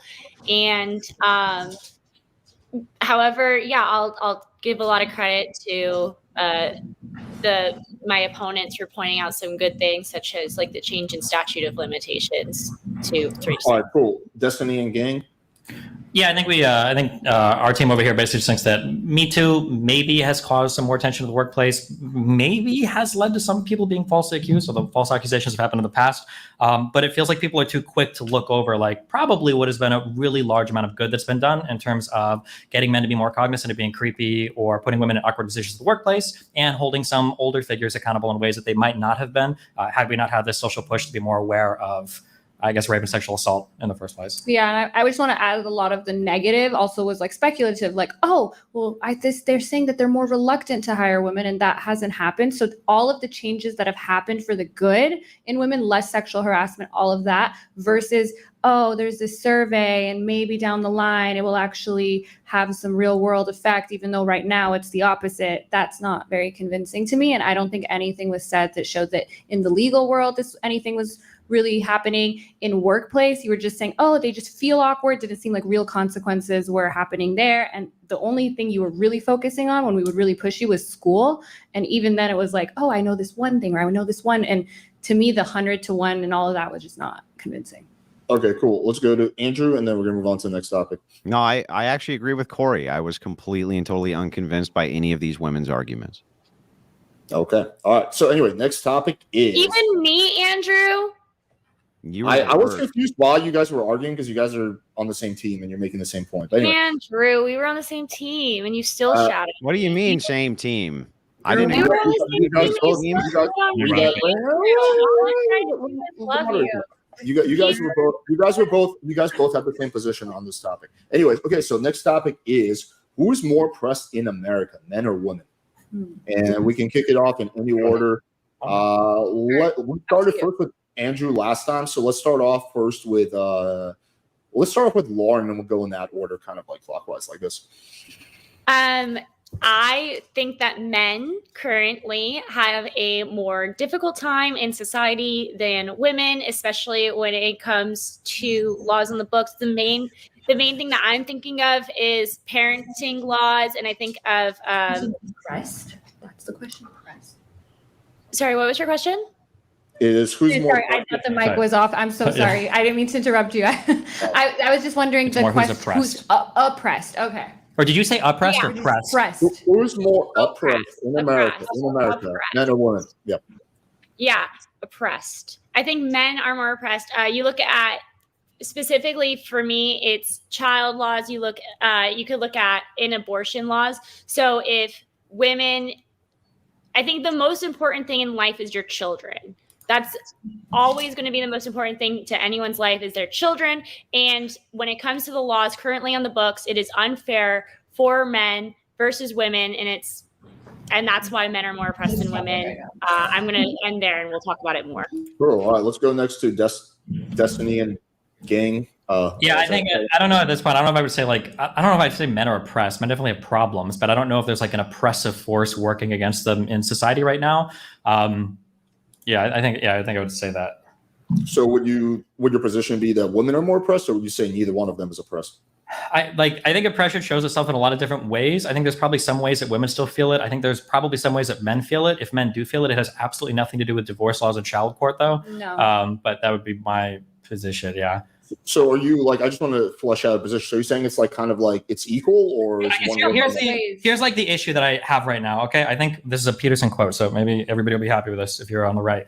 It feels like men, in the most broadest of sense, men are have this bimodal thing in society where men are leading everything. They're at the top of everything, but then men also suck the most shit at the bottom of everything. Whereas women happily occupy this kind of more stable center ground. So when you look at prisons, it's probably 96% 6% men. Or when you look at like leadership positions, like CEOs, people in Congress, is probably like 60, 70, 80, 90% of that. So like in that sense, like, well, depending on where you look around, men are doing really good or really bad. And then women seem to just be gradually making these like really large macro improvements over time. But I don't know, like, do I say that like oppression is the reason why men go to jail, or oppression is the reason why men don't get into school? I don't know if I necessarily agree with that, unless maybe you could argue about the affirmative action thing, but that just got flipped in court. So in the Supreme Court. So yeah, I'm not sure. Okay, let's go to Andrew next. Yeah, I think that Delaguna is essentially right here. I would say that definitely men probably see more oppression. And I think broadly, we would probably agree on what we mean by oppression, like kind of unjust push towards one group, something similar to this. We could flesh out the definition more if it's necessary, but I don't think anybody would have a big problem with that. Yeah, I would definitely say men. I would say that men don't give a shit about other men and never have and probably never will. I think the oppressors of men are men, but I think the liberators of men are also men. So I think it kind of stands to logical reason that, yes, men will essentially always be more oppressed in society. In this particular case, you have kind of the simp class of men who have now formulated through democracy how to team up with women, and they kind of go after different class of men. So it's almost hyper predatory at this point. But I think it's an interesting discussion. I can't wait to have it. Okay, Corey. Well, I mean, I echo a lot of the same sentiments that Destiny just went through, where there are totally issues specific to men, as was sort of already alluded to. There's definitely appears to be a higher education crisis among men. I'm sure like male suicide will be brought up maybe at some point. I know a couple of other, sort of largely men's issues. But, oppression, yeah, it's tricky. But let's just say I'm going by maybe just like political power and looking at maybe, the U.S. House of Representatives. I think generally speaking on the whole, men hold more political power. But I'd give like the slight edge to like generally speaking, maybe women are slightly more oppressed, but I can totally see the other side. But that's where I stand now. Cool. Torshaa? I just texted you. I have to go, but I would say probably both of them. Unfortunately, I can't support that though. But maybe you gotta go right now. My mom keeps coming in here, so I'm gonna go help her. And if you guys are still on, then I can come back. All right, cool. All right, we'll see you later, Torshaa. All right. Yeah, and hang on a second. I gotta take a leak. I'll be back. Jesus Christ. I gotta leave too, Alex. See you later. Hi, Alex. I gotta go. Okay, bye. Can I just while I guess Andrew takes a piss, you guys can just get into the open panel part, because since we got through everyone anyway. Bye, Destiny's friends too. Okay, bye. Bye. Nice meeting you. If you guys ever want to come on my show, you're more than welcome. And Lauren and Corey. Thank you. Aww. Thank you. So Sweet moment. Okay, anyway, if you guys want to get into the because you got two people who are saying one thing and one person who's saying something different. So let's why don't you guys kick it off? Yeah, I have a question for Lauren. So you were saying that in custody cases and stuff, this is where you're seeing that men are oppressed. Can you explain that more? Yeah, so like my issue, for instance, it's not necessarily custody so much for me is like the abortion issue. So if a woman, so like I believe abortion's murder, and so like if you are killing your man's child when you are getting an abortion, and the man has no legal ability to prevent the woman that he impregnated from murdering his baby. So he literally doesn't have any legal capacity over the ability to protect his own child's life while it's in the mother's womb. And then furthermore, people have discussed balancing this out with allowing men to like financially abort a baby. So like if a woman doesn't want a baby, she can abort it. But if a man doesn't want a baby, the woman could still have it and he would be financially responsible. So there's no way for a man to get out of the consequences of. If you ever want to come on my show, you're more than welcome. And Lauren and Corey. Thank you. Aww. Thank you. Sweet moment. Okay, anyway, if you guys want to get into the because you got two people who are saying one thing and one person who's saying something different. So let's why don't you guys kick it off? Yeah, I have a question for Lauren. So you were saying that in custody cases and stuff, this is where you're seeing that men are oppressed. Can you explain that more? Yeah, so like my issue, for instance, it's not necessarily custody so much for me is like the abortion issue. So if a woman, So like, I believe abortion's murder, and so like you are killing your man's child when you are getting an abortion, and the man has no legal ability to prevent the woman that he impregnated from murdering his baby. So he literally doesn't have any legal capacity over the ability to protect his own child's life while it's in the mother's womb. And then furthermore, people have discussed balancing this out with allowing men to like financially abort a baby. So like if a woman doesn't want a baby, she can abort it. But if a man doesn't want a baby, the woman could still have it and he would be financially responsible. So there's no way for a man to get out of the consequences of impregnating someone, but there is a way for a woman. So I feel like that's just not fair. And furthermore, as you know, like just determining parental rights. So like when you took family law class and you learned about the definition of a father, it was so wild. That was such an interesting concept for me because it's not just you're actually the DNA father. Legally, right? You could be the father in many states just because you either signed the birth certificate because you thought you were the father or because you were married to the woman while she was pregnant and she gave birth and you held out to be the father for the first 2 years of the child's life. And then you are legally obligated to financially support that child, even if you're not biologically the child's father. So that was these are just like specific instances that I think are extremely life-changing and have affected many families that only seem to hurt the men. Can I clarify something? Because just to get your position clear, you said abortion is murder. So like in all circumstances, no exceptions. That's your position.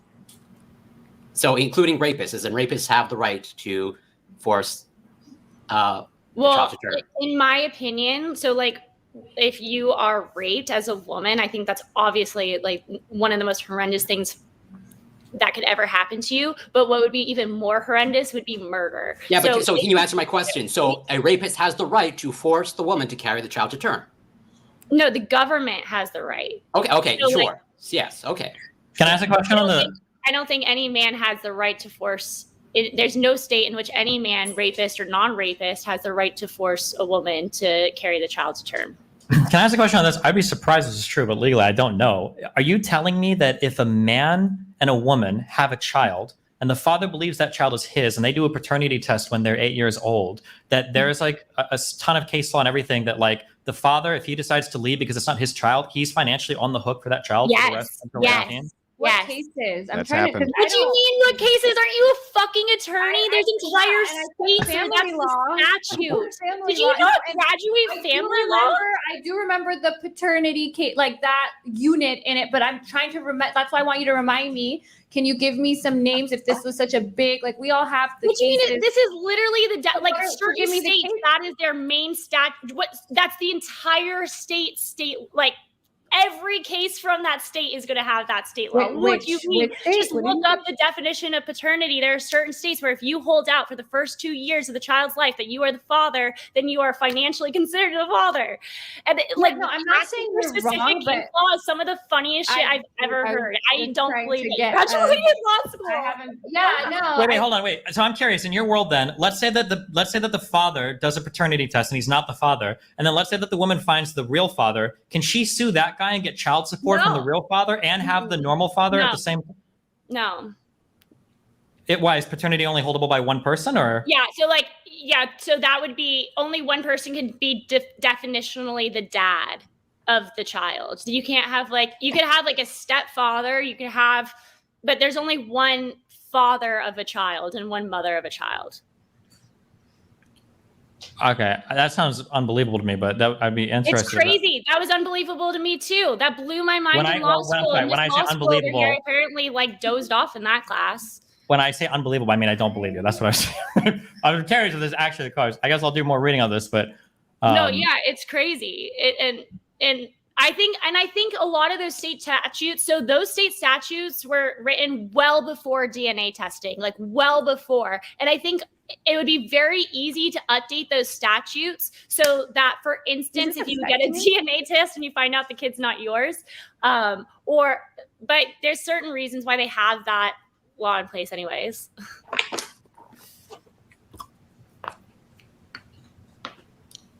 Okay, moment of silence. Let's go to either Corey or Andrew. Well, I mean, I'm still sort of like processing and just to like really make it clear and like hammer home the point, like pretty much like no exceptions whatsoever. Like rape and incest are on the board. It's not an abortion debate. Yeah, dude. I think that Yeah, no. murder is. Yeah, we are getting a little off topic, like with abortion. More about, I mean, it does relate somewhat, but yeah, let's try to bring it back a little bit more. That was like an entire month of law school, so I'm just like mind blown right now. I know. I got a full What? ride through a T25, got into T14s. I'm not an idiot, but I remember the paternity unit. But honestly, I didn't pay attention super hard in family law. But I'm trying to remember because I do have. This was 5 years ago for me. I'm like a porn star now. This isn't what I do. But I'm trying to, that's why I'm trying to be like, okay, let me look into this. What cases? Because a lot of, especially family law, a lot of those were based on cases. So I'm like, cases I remember stories. So I'm like, give me the story and I can look back and see what I remember. That's what I was saying. Yeah, but you know from family law, like that was the one class that wasn't my family law professor. Really, he was great. It's not even about your professor; it's about the type of class it is. It was. Like, This definitely wasn't on the UBE bar exam. I can tell you that. oh my god! This is definitely. I literally took the UBE bar and passed This it. was a question. Family law was family law. was, but this. Bar, yeah, it was. So Yeah, but this was a question on the UBE. This potentially could have been a question on the UBE. Okay, that was you a wouldn't far have different gotten plan it than right. you just said. Okay. No, because again, if I pass the bar, pass the UBE, I know there's a family law on the bar, but this, What year? What? I passed the bar this year in two Okay. states, in Arizona and in Florida. What Arizona is a UBE and Florida is not. Yes. Okay. But and you saw this question on your bar exam, one of the two. No. I remember this from law school because I paid attention in class. Yeah. So, I mean, I got to the same place you did. I guess I just didn't study as hard. But my question for you is, was this on the UBE bar? Because it could have been a question on the exam. Now, not everything that could be a question on the exam makes it onto the exam, but it's absolutely testable material. And you were taught it not through cases, you were taught it through what, like, I'm just curious. All right, guys, I'm enjoying this lawyer cat fight, but let's bring it back a bit. This is like fucking like, I think it's boring most of the chat. Let's bring it back to the initial. I think here's how we can kick off this discussion a bit more. Maybe each person can point out specifics in which case the gender that they're talking about is oppressed. So Corey, for example, if we start with you, maybe you can point out some specifics ways in which women are oppressed. Well, I would take the opposite side. I guess in this specific case of like the overturning of Roe v. Wade, I see as somewhat oppressive to women, and I would just sort of in my opening statement, somewhat lack of potentially political power at the United States House Representative, where I think it's only like a quarter of women. So I just think there's just an overall lack of representation. Now, is this the result of oppression? Arguably not, potentially, but that's more or less the lens that I view it through, of like just an overall lack of political power that might be resulting in oppression. So yeah, it may not be oppression specifically. I'm confused. Is it oppression or is it not oppression? Well, I guess it's nuanced. Is a lack of political power oppression, given the fact that you have largely, men that are making the laws and legislation? Is that oppressive? Arguably not, or arguably it is. Okay. Well, I mean, that's what he's trying to clarify, though. Are you making the claim that Yes, I would lean towards the fact that, given the fact that pretty much at a political level, in terms of political power, that is largely men that are making legislation and passing legislation across the board, then I would say that's lean towards being oppressive. But aren't these men voted in by women? Yeah, they are. Then how is that oppression, dude? So it could also just be the fact that due to certain maybe social, environmental, and maybe biological factors, who knows, that women do not run for office. So I will grant you that over time, representation of women in the United States of Representatives has increased over time. I'm not saying it has to be exactly 50%, but yeah, until we actually get closer to that, I think there's an argument made that there's some level of oppression. But women are voting them. But hang on. But women are voting them in. Yeah, they're voting of selected candidates, okay, that run, okay? And from what I understand, it could be wrong, but it's largely men that are running of the candidates, that just as in, like, look at the presidential candidates, et cetera, et cetera. So do you think I feel that? like this So goes hang on. back- So do you think that it's oppression then, if in a district, it's mostly white people who run for office and mostly black people who vote for them? Are you saying that they're oppressed because they're not? You don't think they're adequately represented?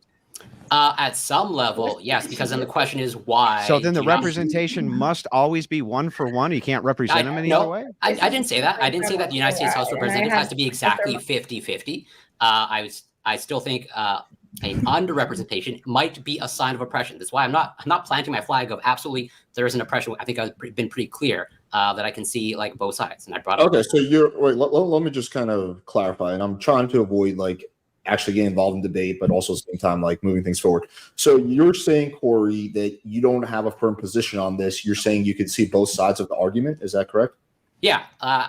As of right now, like I said, I lean towards, on average, across the board, women being slightly more oppressed. But I'm not like I'm open to having my position change. Totally. Okay, because oppression, just to be clear, oppression is like an unjust system, right? So, for example, if it turned out that the reason there's less women in Congress is because less women run for office, then that would not be oppression. But if it turns out that there's some kind of it depends. system that's keeping them from getting that, then that would be oppression. So just I think it's important to make that clarification. So that is totally fair. So it just begs the question of like, so then it is a valid question to ask of like, well, why are there not enough women candidates? And the question is why? Is that the result of oppression? I think that's an open question. What do you mean by enough women candidates? Maybe women don't want to be politicians as frequently as men want to be politicians. That was the whole point that he brought up. Yes, I said it might be environmental, social, biological. I don't know. That's why I said the why. Okay, ignoring that point, going back to your whole argument, it kind of relates back to Destiny's opening argument. There needs to be an oppressor. And, well, what? It's just left over from how it was. It's just left over from them being repressed before. It's loosening up now, so that's why women are, coming into the government and political sphere. But they are so like let's say hypothetically, so like the feminist argument would be patriarchy oppressed women, and that's why they aren't in school. And now that we've lessened up in the patriarchy, women are participating in school more. And somebody might say, well, why aren't men in school? And you go, oh, well, patriarchy has kept men out of school because men still have the masculine expectation to be the sole providers of households. So for instance, during the COVID time period, more men dropped out of school than women did, I believe, to pay for their households. So people could argue that there's still oppression. It was against the women and now it's kind of against the men. But like at the end of the day, like quantifying all of this gets really, really difficult, I think. Yeah. Also, just to be clear, we're not like talking about what people think. We're talking about what each one of you individually think. I do agree it's kind of harder, like, oh, is it 40% men and 30% women? But just like we're talking about more. So like, is it slightly more that men are being oppressed, slightly more that women being oppressed by the system? So yeah, just to clarify. I think it's so hard. I feel it so depends on like the lifestyle you live and the circles that you run in. Like if you've got like friends on OnlyFans who make a fuck ton of money for being women and being hot, then you might be like, oh, women have it way fucking easier than me. I work at McDonald's. My life sucks. But like if you run in certain circles where it's like if you're an engineer and you work at a certain firm and like 95% of your workforce are men and the 5% are like secretariat women or whatever, then you might feel like, oh, men are doing like way better than women. So I feel like to some extent this might be really localized. I'm not sure if you I understand what you're saying. Okay. Yeah, it's hard to say like on a broad level. Like even the thing that Lauren brought up was really interesting, saying that men kind of get fucked over in the abortion process because women get to choose when to abort the baby, which is true. But it's resting on probably one of the most unfair biological facts, and that's that every single child born in society has to be carried by a woman. And that is like a lifelong process of having periods and giving birth and all of that. Yeah. That's an unfair thing that will never be remedied, as much as trans people might want that to be remedied. That will always be a burden for women to carry. So like, is it unfair that men can't have financial abortions? I mean, like it kind of is, but is it unfair that women's like half their bodies are preparing constantly to get impregnated? That's also super unfair, and that will never change. So it's hard to compare the two. One is the difference is like we're recognizing biology and biological differences between men and women. And so there's going to be some things that suck for women that they have to go through biologically. And there's certain things that suck for men that they have to go through biologically that women don't have to. Well, the problem with this argument, though, is that that's not true. Men ultimately do have a choice on whether to get somebody pregnant. It's called protection. So but there's certain things biologically that men go through that women don't have to. There's certain things that women have to. Bad? Like what? So is I don't it know. so is it like, unfair that men are More stronger than frequent women? kidney stones, like Come on, women get kidney stones. male What do you mean? puberty sounds pretty terrible. Your Hold balls on, male dropping. puberty is like, way there's certain better. things men go Yeah. through Literally nothing. that like women don't go through. My balls didn't drop actually; they're still up in there. So Men love having I didn't have to their go balls. through that.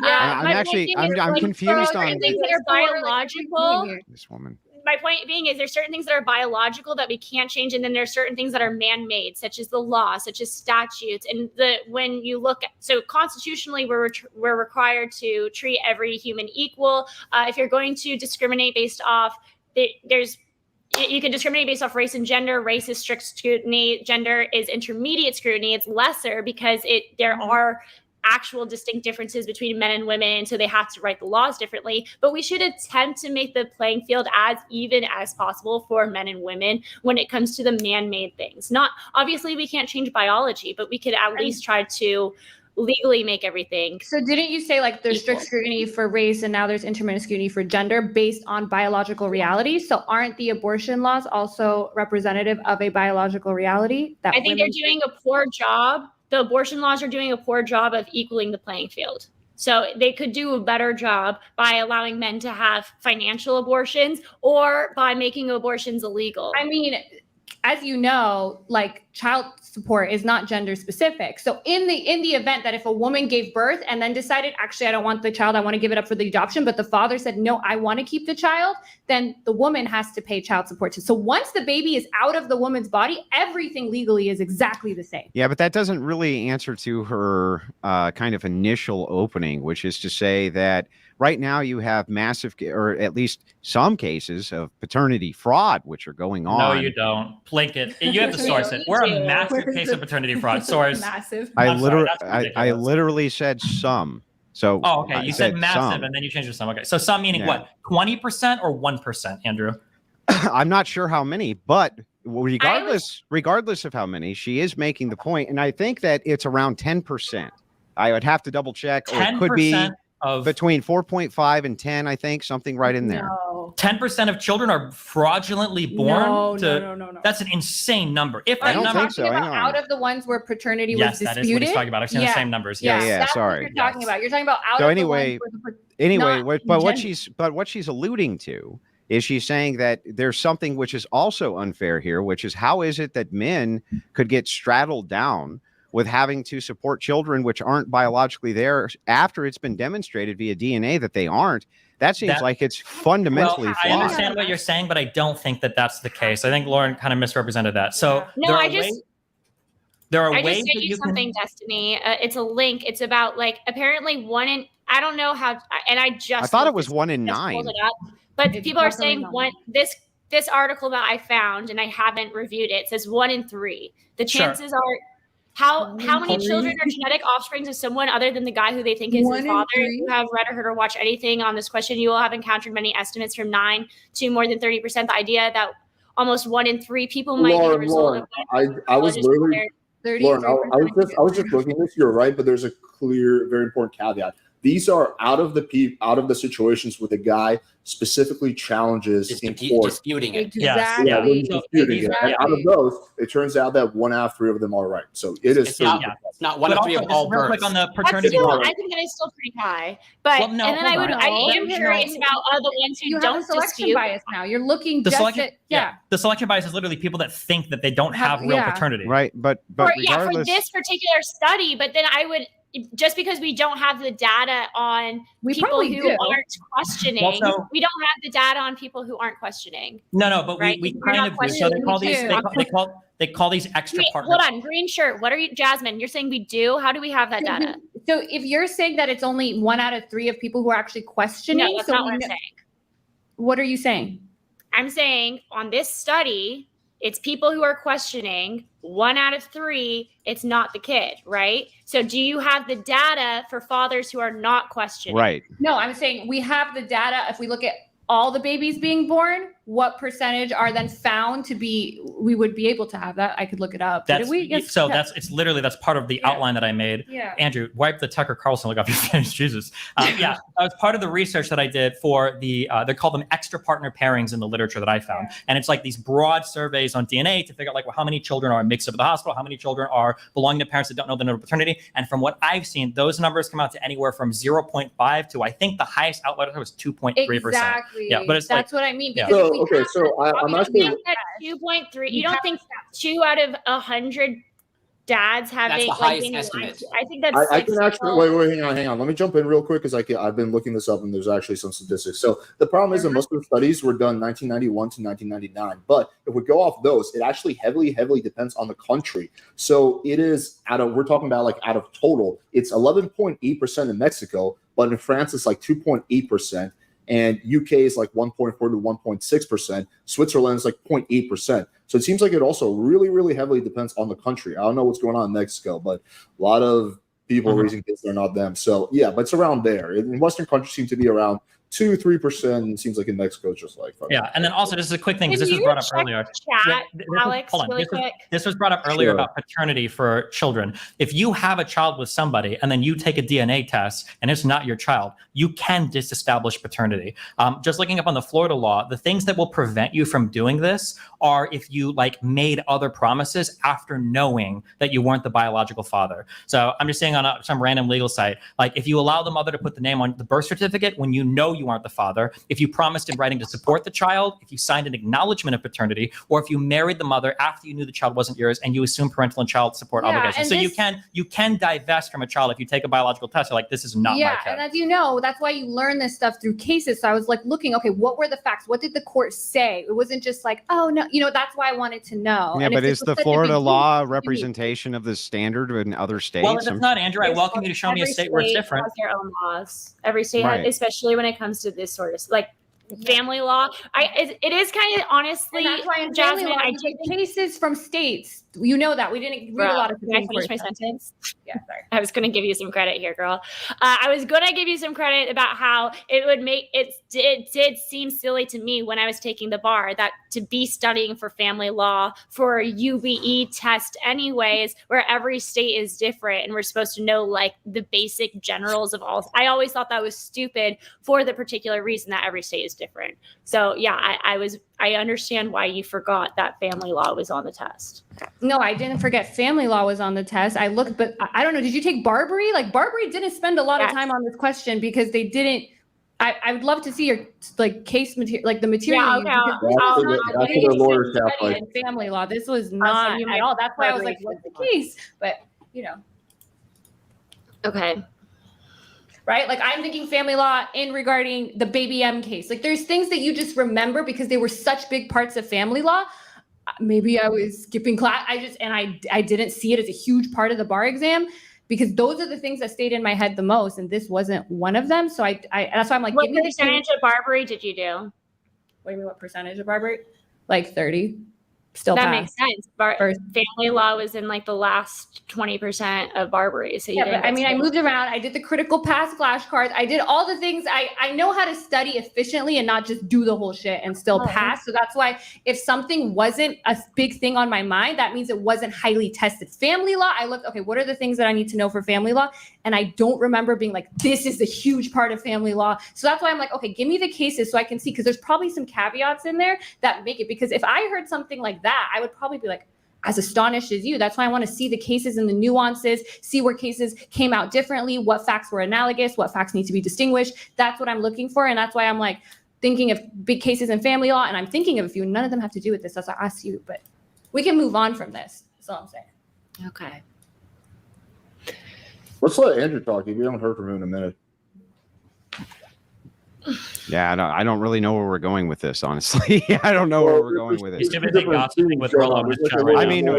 mean, you haven't said anything either, Destiny. You don't know where we're going with it either. Where are we going with it? Lawyer calf fight going on, but wait. Did you bring up Rollo? No. Yeah, apparently in your chat gossiping. I think it's cute how you guys like gossip. Did I bring up Rollo? No, I just brought up Rollo. Yeah, you just brought up Rollo. So then the question stands: did you fuck Lauren Southern? Okay. Hey, you brought it up. No, he didn't. He did. He brought up Rollo. Had to bring up You Rollo. did not bring that up. What is your obsession with Lauren? Oh, everything's Southern's an vagina, obsession. Andrew? She Oh my lied about. God. Do you Why realize is she lied every about red being pill married? fucking obsessed with Lauren Southern's How do vagina? you know she lied about I being got as much married? attention as Lauren Southern's vagina gets. It's just wild. Do you know she lied about being married?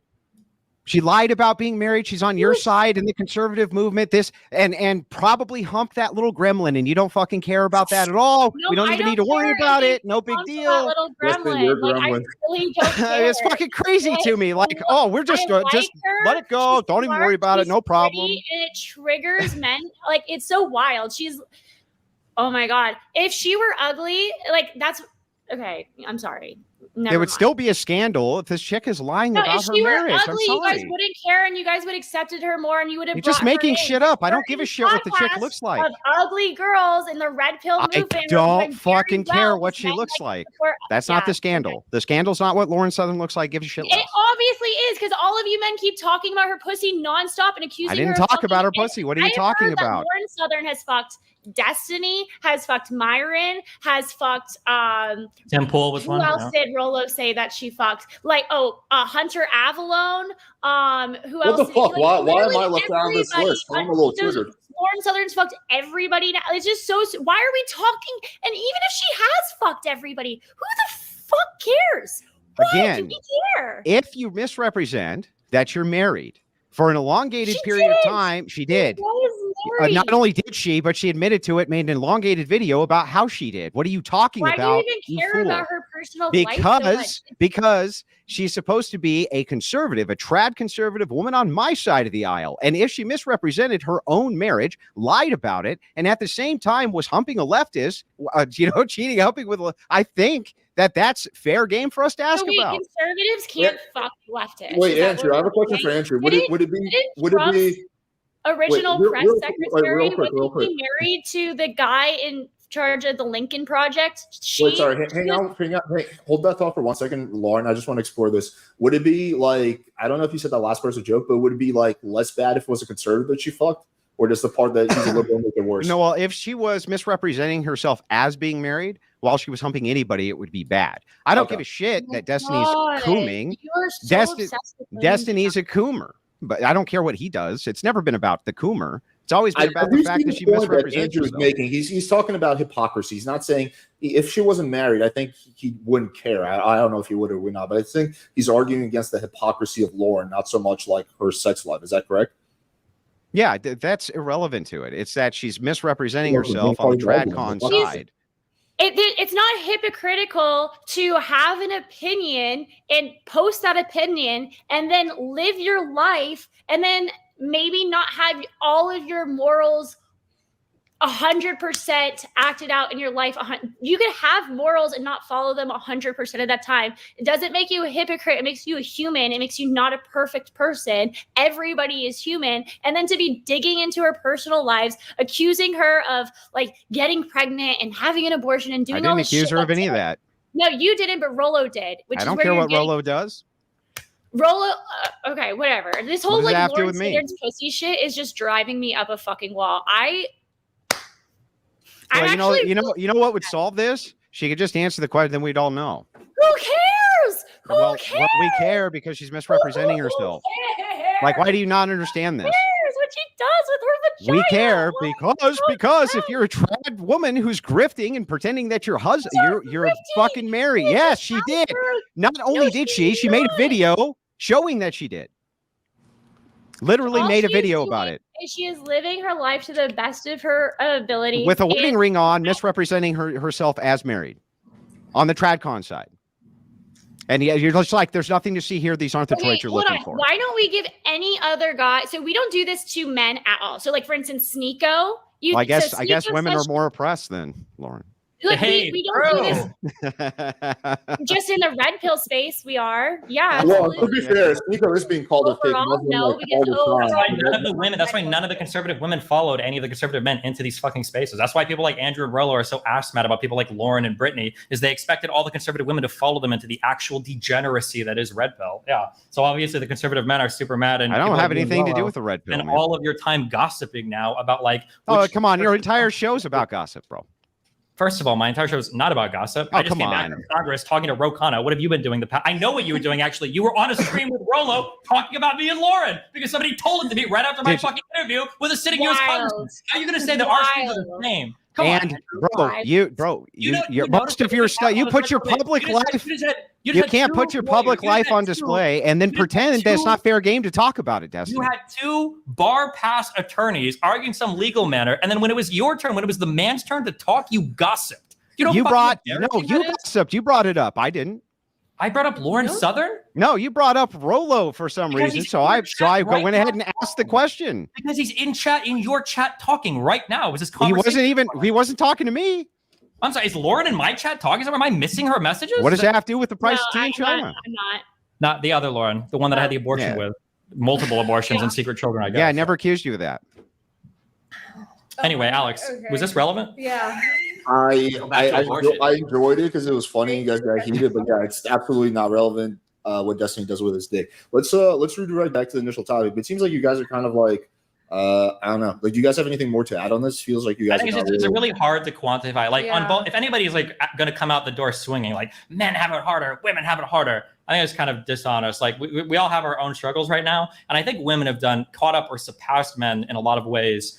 So to sit here and say that like women have it, harder than men, when it probably wasn't part of the legal analysis, but like you look at affirmative action and women are destroying men in school now. Like that was probably a part of the rationale. That was probably a part of like at least the American public's feeling on it. So yeah, I feel like having a hard answer one way or another is kind of silly. Okay. Yeah, just to also, since we're kind of wrapping up, I'll go back to the thing that you guys were discussing and I had some thoughts on, which is the hypothetical that Lauren laid out about like one innocent man versus 100 guilty men. No, it wasn't even a hypothetical. That was just like as an expression. It was a saying. It's to highlight the genius of the American legal system. I don't even want to go into that further. So then the question I would ask to everyone is, what do you think like a ballpark or what that ratio should be? Should be 1 for 1? Like obviously, that's a good question.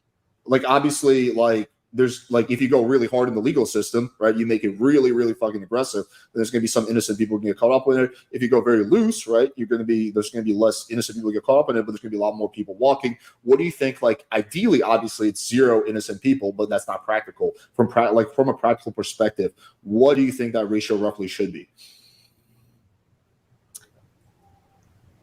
Just anyone could start. Right now, I'm obviously just coming up with an answer on the fly. I think probably, and maybe it might depend on the nature of the crime, but maybe on like the order of like 1 in 1,000. I can even see like 1 in 10,000. It's like I spelled Barbary wrong. There's no E at the end. One guilt. So for every, so you rather have one innocent person going to jail. Yeah, as long as like 1,000 or 10,000 are being convicted. Okay. As in like something like okay. that. Wait, so yours is flipped, right? Or am I losing you? Yeah, sure. Mine is like reversed. Okay, gotcha. Yeah, also I think like the one thing that none of you guys brought up is just how much money affects how good of an outcome you have in the legal system. It really comes down to like a huge amount of it is how much money you have. And if you have a lot of money, you'll have a much, much better outcome in the legal system than if you're poor. It's like not even close. Okay, let's go to Lauren next. It's very difficult for me to quantify it in a number. I would say more than 100, obviously. Quantifying it in a number is extremely difficult for me. It is very hard, yeah. Yeah, extremely difficult. I almost want to say more than 1,000, which is probably where it is at legitimately. So, I'm just going to stick with more than 1,000. Actually, it's definitely not at 1,000. If you just go off like the, is it not? Do you not think it is? I think it is. For every crime committed, you think. First of all, I think most crimes don't even go report it. Like, first of all, you have to find them out, then you have to report it, and then you have to decide to prosecute it if there's enough. What crimes are we talking here? Are we talking like traffic infractions or like trespassing? Because like kids running through backyards. I'm not talking about mine. I'm talking about like felonies and shit like that. Like if we just go off the death, what's it called? The death penalty, innocent people statistic. 4% of people, according to a study done. You're asking how many crimes don't get caught? No, not all. I don't know if that's what she's asking, but so for every 100 people who commit a crime, I'd rather 100 guilty men go free than one innocent man be put in jail. But you would want to loosen up the aggressiveness of the legal system, right?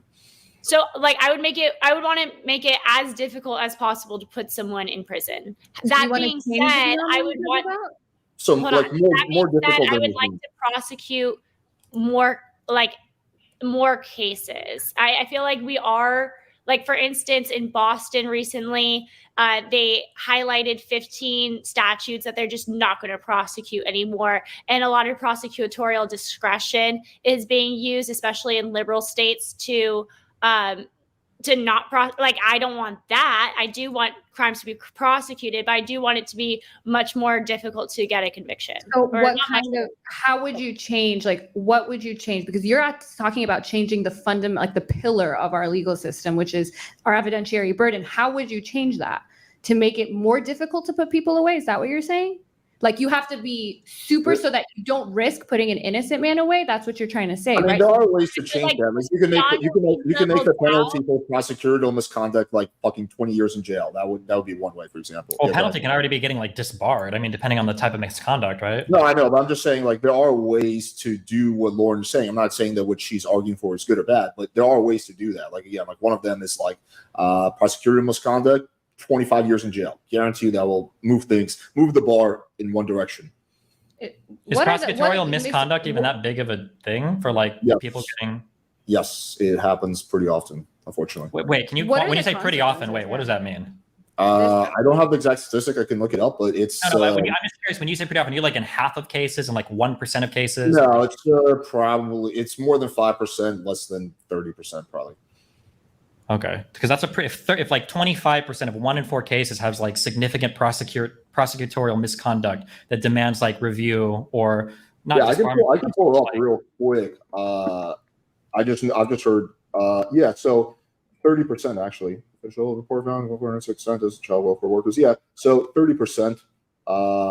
This is not just prosecutors. Oh yeah, prosecutors is 30%. Law enforcement officers 35%.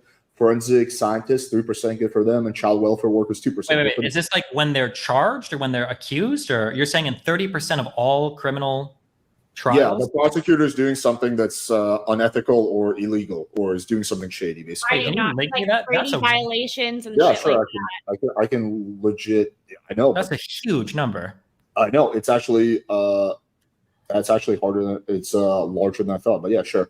I'll just share my screen. So, are you talking about where prosecutorial misconduct was a factor in overturning something? Because I'm seeing that for that, where if something is overturned, in 30% of those cases, prosecutorial misconduct was the reason. That's different than in 30% of cases in general. I'm looking at what you're looking. This is another selection bias. Yeah, I'm just trying to read what you're saying, but it's saying deliberately convicting the innocent, exoneration. So it sounds like of all the exonerations, 30%. That's not in all cases. That's out of exonerations. Okay, fair enough. Yeah, it did seem a little high to me, but still, it's kind of up there. I mean, I would need to research what the.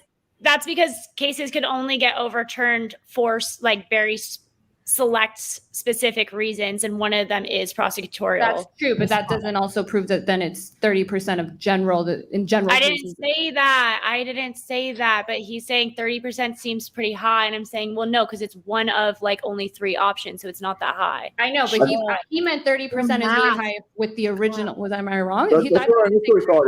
It did seem kind of high to me, but it's also kind of hard because unless the case goes to like. Gets like appealed, like how would they even know there's prosecutorial misconduct? It's like a chicken and egg type of problem.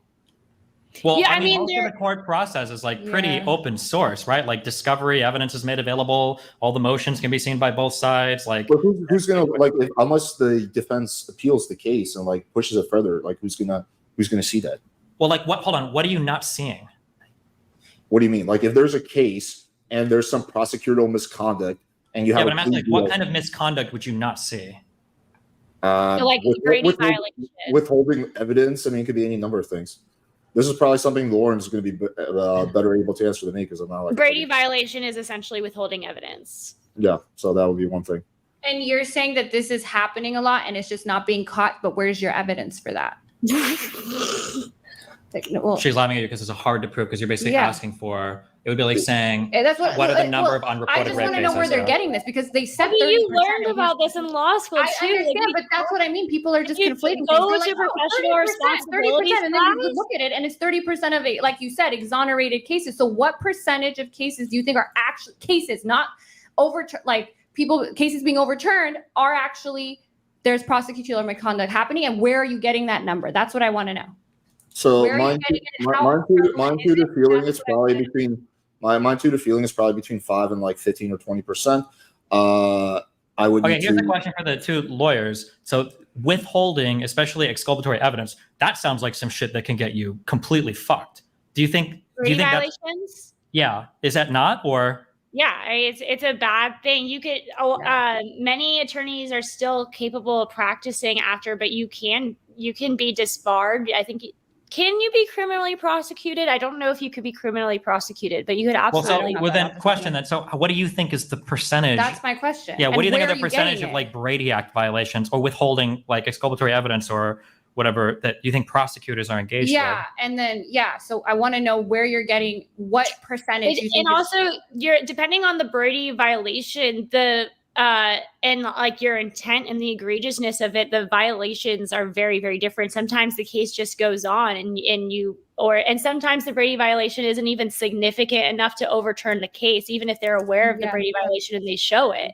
So like, even if, let's say you're convicted of a crime and then you later prove that there was a Brady violation, but that Brady violation, like, let's say they has to have substantially, like, I know what you mean. It has to have affected the case enough for that to be a reason to overturn it, for sure. But I'm asking you what percentage of cases even, and that's for a good reason. If it's a little tiny thing that wouldn't have even changed, that's what the courts are looking at. Would this have actually changed the outcome of the case? If the answer is no, then the case the outcome shouldn't be changed. Well, they're looking at, if you know that the prosecutor is holding something back and they're like, okay, that wouldn't have been enough to overturn the case, but it was relevant and therefore it's a Brady violation, and you only caught one of those, I feel like if you if you see smoke, there's fire. If you I have an issue. Of the time is this happening? That's my question to you. I don't know. That's one of those things. I can give you a little bit more of a number because and I never pretended to give you a stat on that. So don't throw your hands up in like a disgruntledness. Well, I think the frustration is that because earlier when this number was provided, the number was high enough that, in my opinion, it undermines our entire legal system. If I think that 1 out of 3 prosecutors are committing severe ethical violations by withholding exculpatory evidence, that's like what we have like a banana republic at that point. But if it's like 1% are engaged in Brady violations where sometimes somebody fucks up or there's some evidence that they should have brought up or they should have presented their side, but they didn't think it was relevant and it was, that's a severely different thing. So that's my point. I do think it's significantly higher than 1%. Up to 30%, I don't think so. I don't think it's 30% did seem kind of high to me. I was just going off that statistic, but yeah, you're right. I mean, like it is a chicken and egg problem. It actually would affect the outcome. They shouldn't do that. No, because if a prosecutor is doing something intentionally that's either illegal or unethical, that's a problem in of itself, regardless of whether that would affect the case or not, right? And there are consequences for that. Okay, but here. Can I answer Jasmine's question really quick though? The reason that I don't think judges, so with PR, in the appellate level, you're only going to overturn a case, even if there's a Brady violation. If it wasn't enough to sway the case, then they're not going to appeal the case. I disagree with that. I don't think that's the way the law should be, even though that's the way it is, because I feel like if the prosecutors are withholding some evidence that we find, we don't know what we don't know. We don't know what evidence the prosecutor withheld and was never exposed. Usually, if you see some smoke, there's probably a fire. And so to encourage prosecutors to never commit Brady violations, they should make it so that if there's any Brady violation, then the case should be appealed, in my opinion, and that would encourage prosecutors to be giving all of the evidence over as much evidence over as possible. If it's intentional, you know exactly what was they're looking at. That's what the judge is looking at, though. The judge is looking at what was usually withheld, and they can't go into the mind and see everything. But it's not that every time there's a Brady violation, we have no idea what they did. Hang on. hang on. So first of all, I think that it should be much more than like the case gets appealed. Like if the prosecutor does something intentionally illegal, they should go to jail or they should get punished. But here's a really interesting thing that I found. So this is a survey that was conducted, and basically they looked at 5 diverse states over a 5-year period, 2004 to 2008, and identified 660 cases which courts found prosecutors committed to misconduct, such as tampering with key evidence, withholding evidence from the defendant, or coercing a witness to give false testimony. Now, here's the really interesting part. Of the 660 cases examined, only 1 prosecutor accused of misconduct was disciplined. So it seems like the vast majority of them actually get away with it. What was the numbers that you said of the 600 cases? How many admitted to, or on the survey said they did misconduct? It identified, it didn't look at how many cases they looked at. They just said they looked at 5 states over a 5-year period, and they identified 660 cases. And out of those 660 cases, only 1 prosecutor that was accused was actually disciplined. Disciplined at all, so the rest weren't even sanctioned, nothing. Well, it sounds like they weren't discovered is what he's saying. Oh, but he's saying they weren't discovered. Okay. Wait, were the violations discovered and the attorney still not reprimanded? That it doesn't say. That I don't think, I think, Lauren, you know that we would be reprimanded for that. Especially, honestly, I don't know, because I think I don't know if that's actually, if you actually would be. We get fucking sanctioned for everything. If we file a frivolous suit, like everything. You're saying frivolous suit, yeah. Yeah, but I'm saying not always. Not always. No, You can get sanctions for filing frivolous suits, but that's usually if you filed multiple frivolous suits and the court wants to. It's up to a lot of times the judge's discretion. That's correct. But you're saying it sounds like for here, what could happen is like theoretically there might have been some text message that maybe the prosecution discovers or some line of text that they feel they discovered. They're like, this isn't relevant, and it turns out that like maybe the defense would have liked that, but it's not a big deal. So like in this case, the judge isn't going to be like, I'm coming down on you hardcore. They just like whatever. I think that's exactly that judges are looking at. Because we don't want every single thing to go back and hold on. That is a perfect example. That is a perfect example that Destiny just gave, because the as a prosecutor, you shouldn't be determining whether or not you think it's good for the defense or not. You just need to determine whether there's any relevance at all and hand it over. And if they're not encouraged to do that, if you were to change the law so that if there were Brady violations whatsoever, then prosecutors would be more encouraged to turn over literally any evidence that they have, including that text message that might appear irrelevant at the time, especially if they were to get sanctioned, or we should start sanctioning, like do mandatory sanctions for attorneys who don't turn over evidence. I'm not doing mandatory sanctions for, but the thing is, as you know, there's so much little stuff that comes in with this that if you're like all over, what? Like how hard you've worked as a hold on. She's bad explaining. Okay, what she's trying to say is that if you're a prosecutor, you should just turn over everything. That you don't ask a question. If you do any type of research, anything, that all of it should be turned over to the defense. And she's saying that if you make the punishments sufficiently high enough for ethical violations related to Brady, whatever the fuck, that if you make it high enough, then prosecutors will just turn over everything instead of them trying to decide what's appropriate to turn over or not, because she doesn't want a prosecutor making a decision for the defense about what evidence might be relevant to them. Aren't there states that have to do that anyway? Not that I'm aware of. Because I know there's in different states. Like I know, for instance, in Arizona, you do have to turn in more than just what would be relevant or look bad for the. I'm in Miami with you, Chica. What? I'm not. I don't live in Miami. I'm just visiting. You're in Miami right now. Yeah, but I don't live here. Okay, but I don't. Did I miss what you said? Yeah, but I don't live in Arizona, so you just.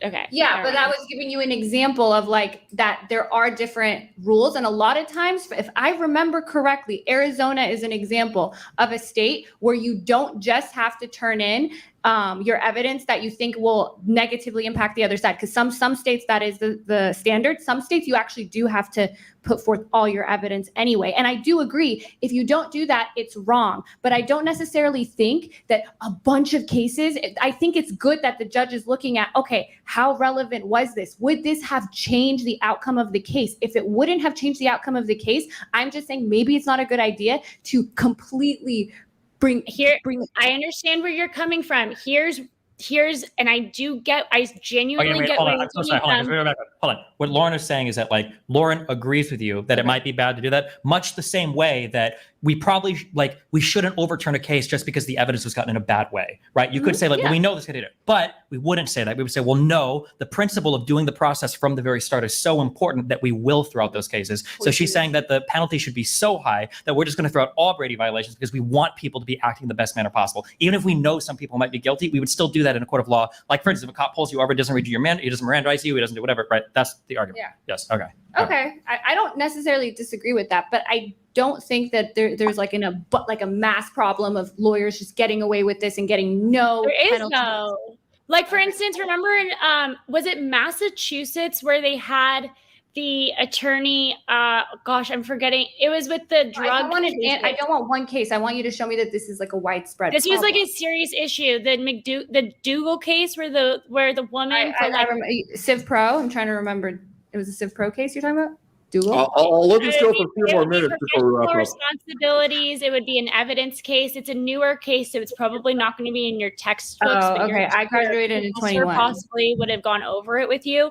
It's essentially this woman. She worked in the evidentiary, like the chemical. She was supposed to be testing the drugs for the prosecution and like determining, oh, this is cocaine, it's this amount, and that's used for the prosecution, and that's relied upon in court. She was actually snorting most of the drugs and then just like signing forms saying that what was did she not get in trouble? Is that what you're saying? Or the attorney who like used her shit for years and then didn't want all of her cases overturned, figured out that she had been doing that and then didn't tell the defense about all of the issues. And then like, all right, guys, one more minute on this before we wrap up. So 1 more minute warning.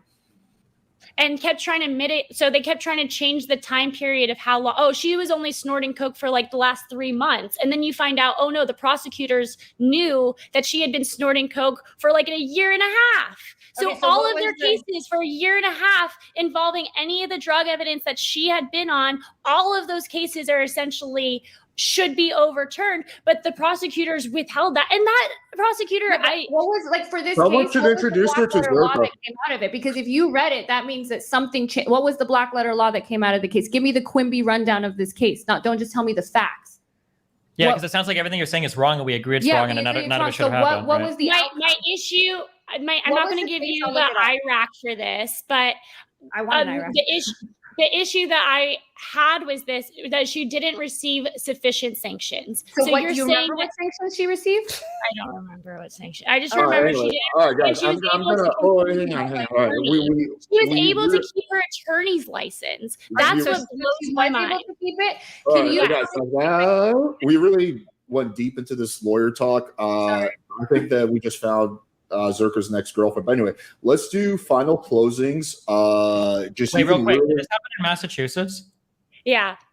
Okay, it sounds like she got disbarred. She was disbarred for violating thousands of criminal defendants' due process rights by failing to disclose key evidence related to a government chemist who stole drugs from a state crime lab. So I was like, what is why did you read this case in class? Because we read every case for a reason. It's because we're trying to get the black letter law and the reasoning of why you're in law school. So don't just tell me the facts. No, I'm not in law school. I graduated. The facts are so bad. I agree. The facts are really bad. And it looks like she was disbarred. Okay. Well, I think she should probably be much more than disbarred. But anyway, I do want to wrap up. I don't even think, and I wonder when she was disbarred. It was later. I don't think it was at the time. Okay, we're just gonna, you can, in your closing statements, you can literally like talk about anything, whatever it is that's on your mind in terms of this whole discussion. And then I just want to get through some super chats and then we're done. Let's start off with you, Andrew, since we haven't heard from you in like a few years, and then we'll just keep going clockwise.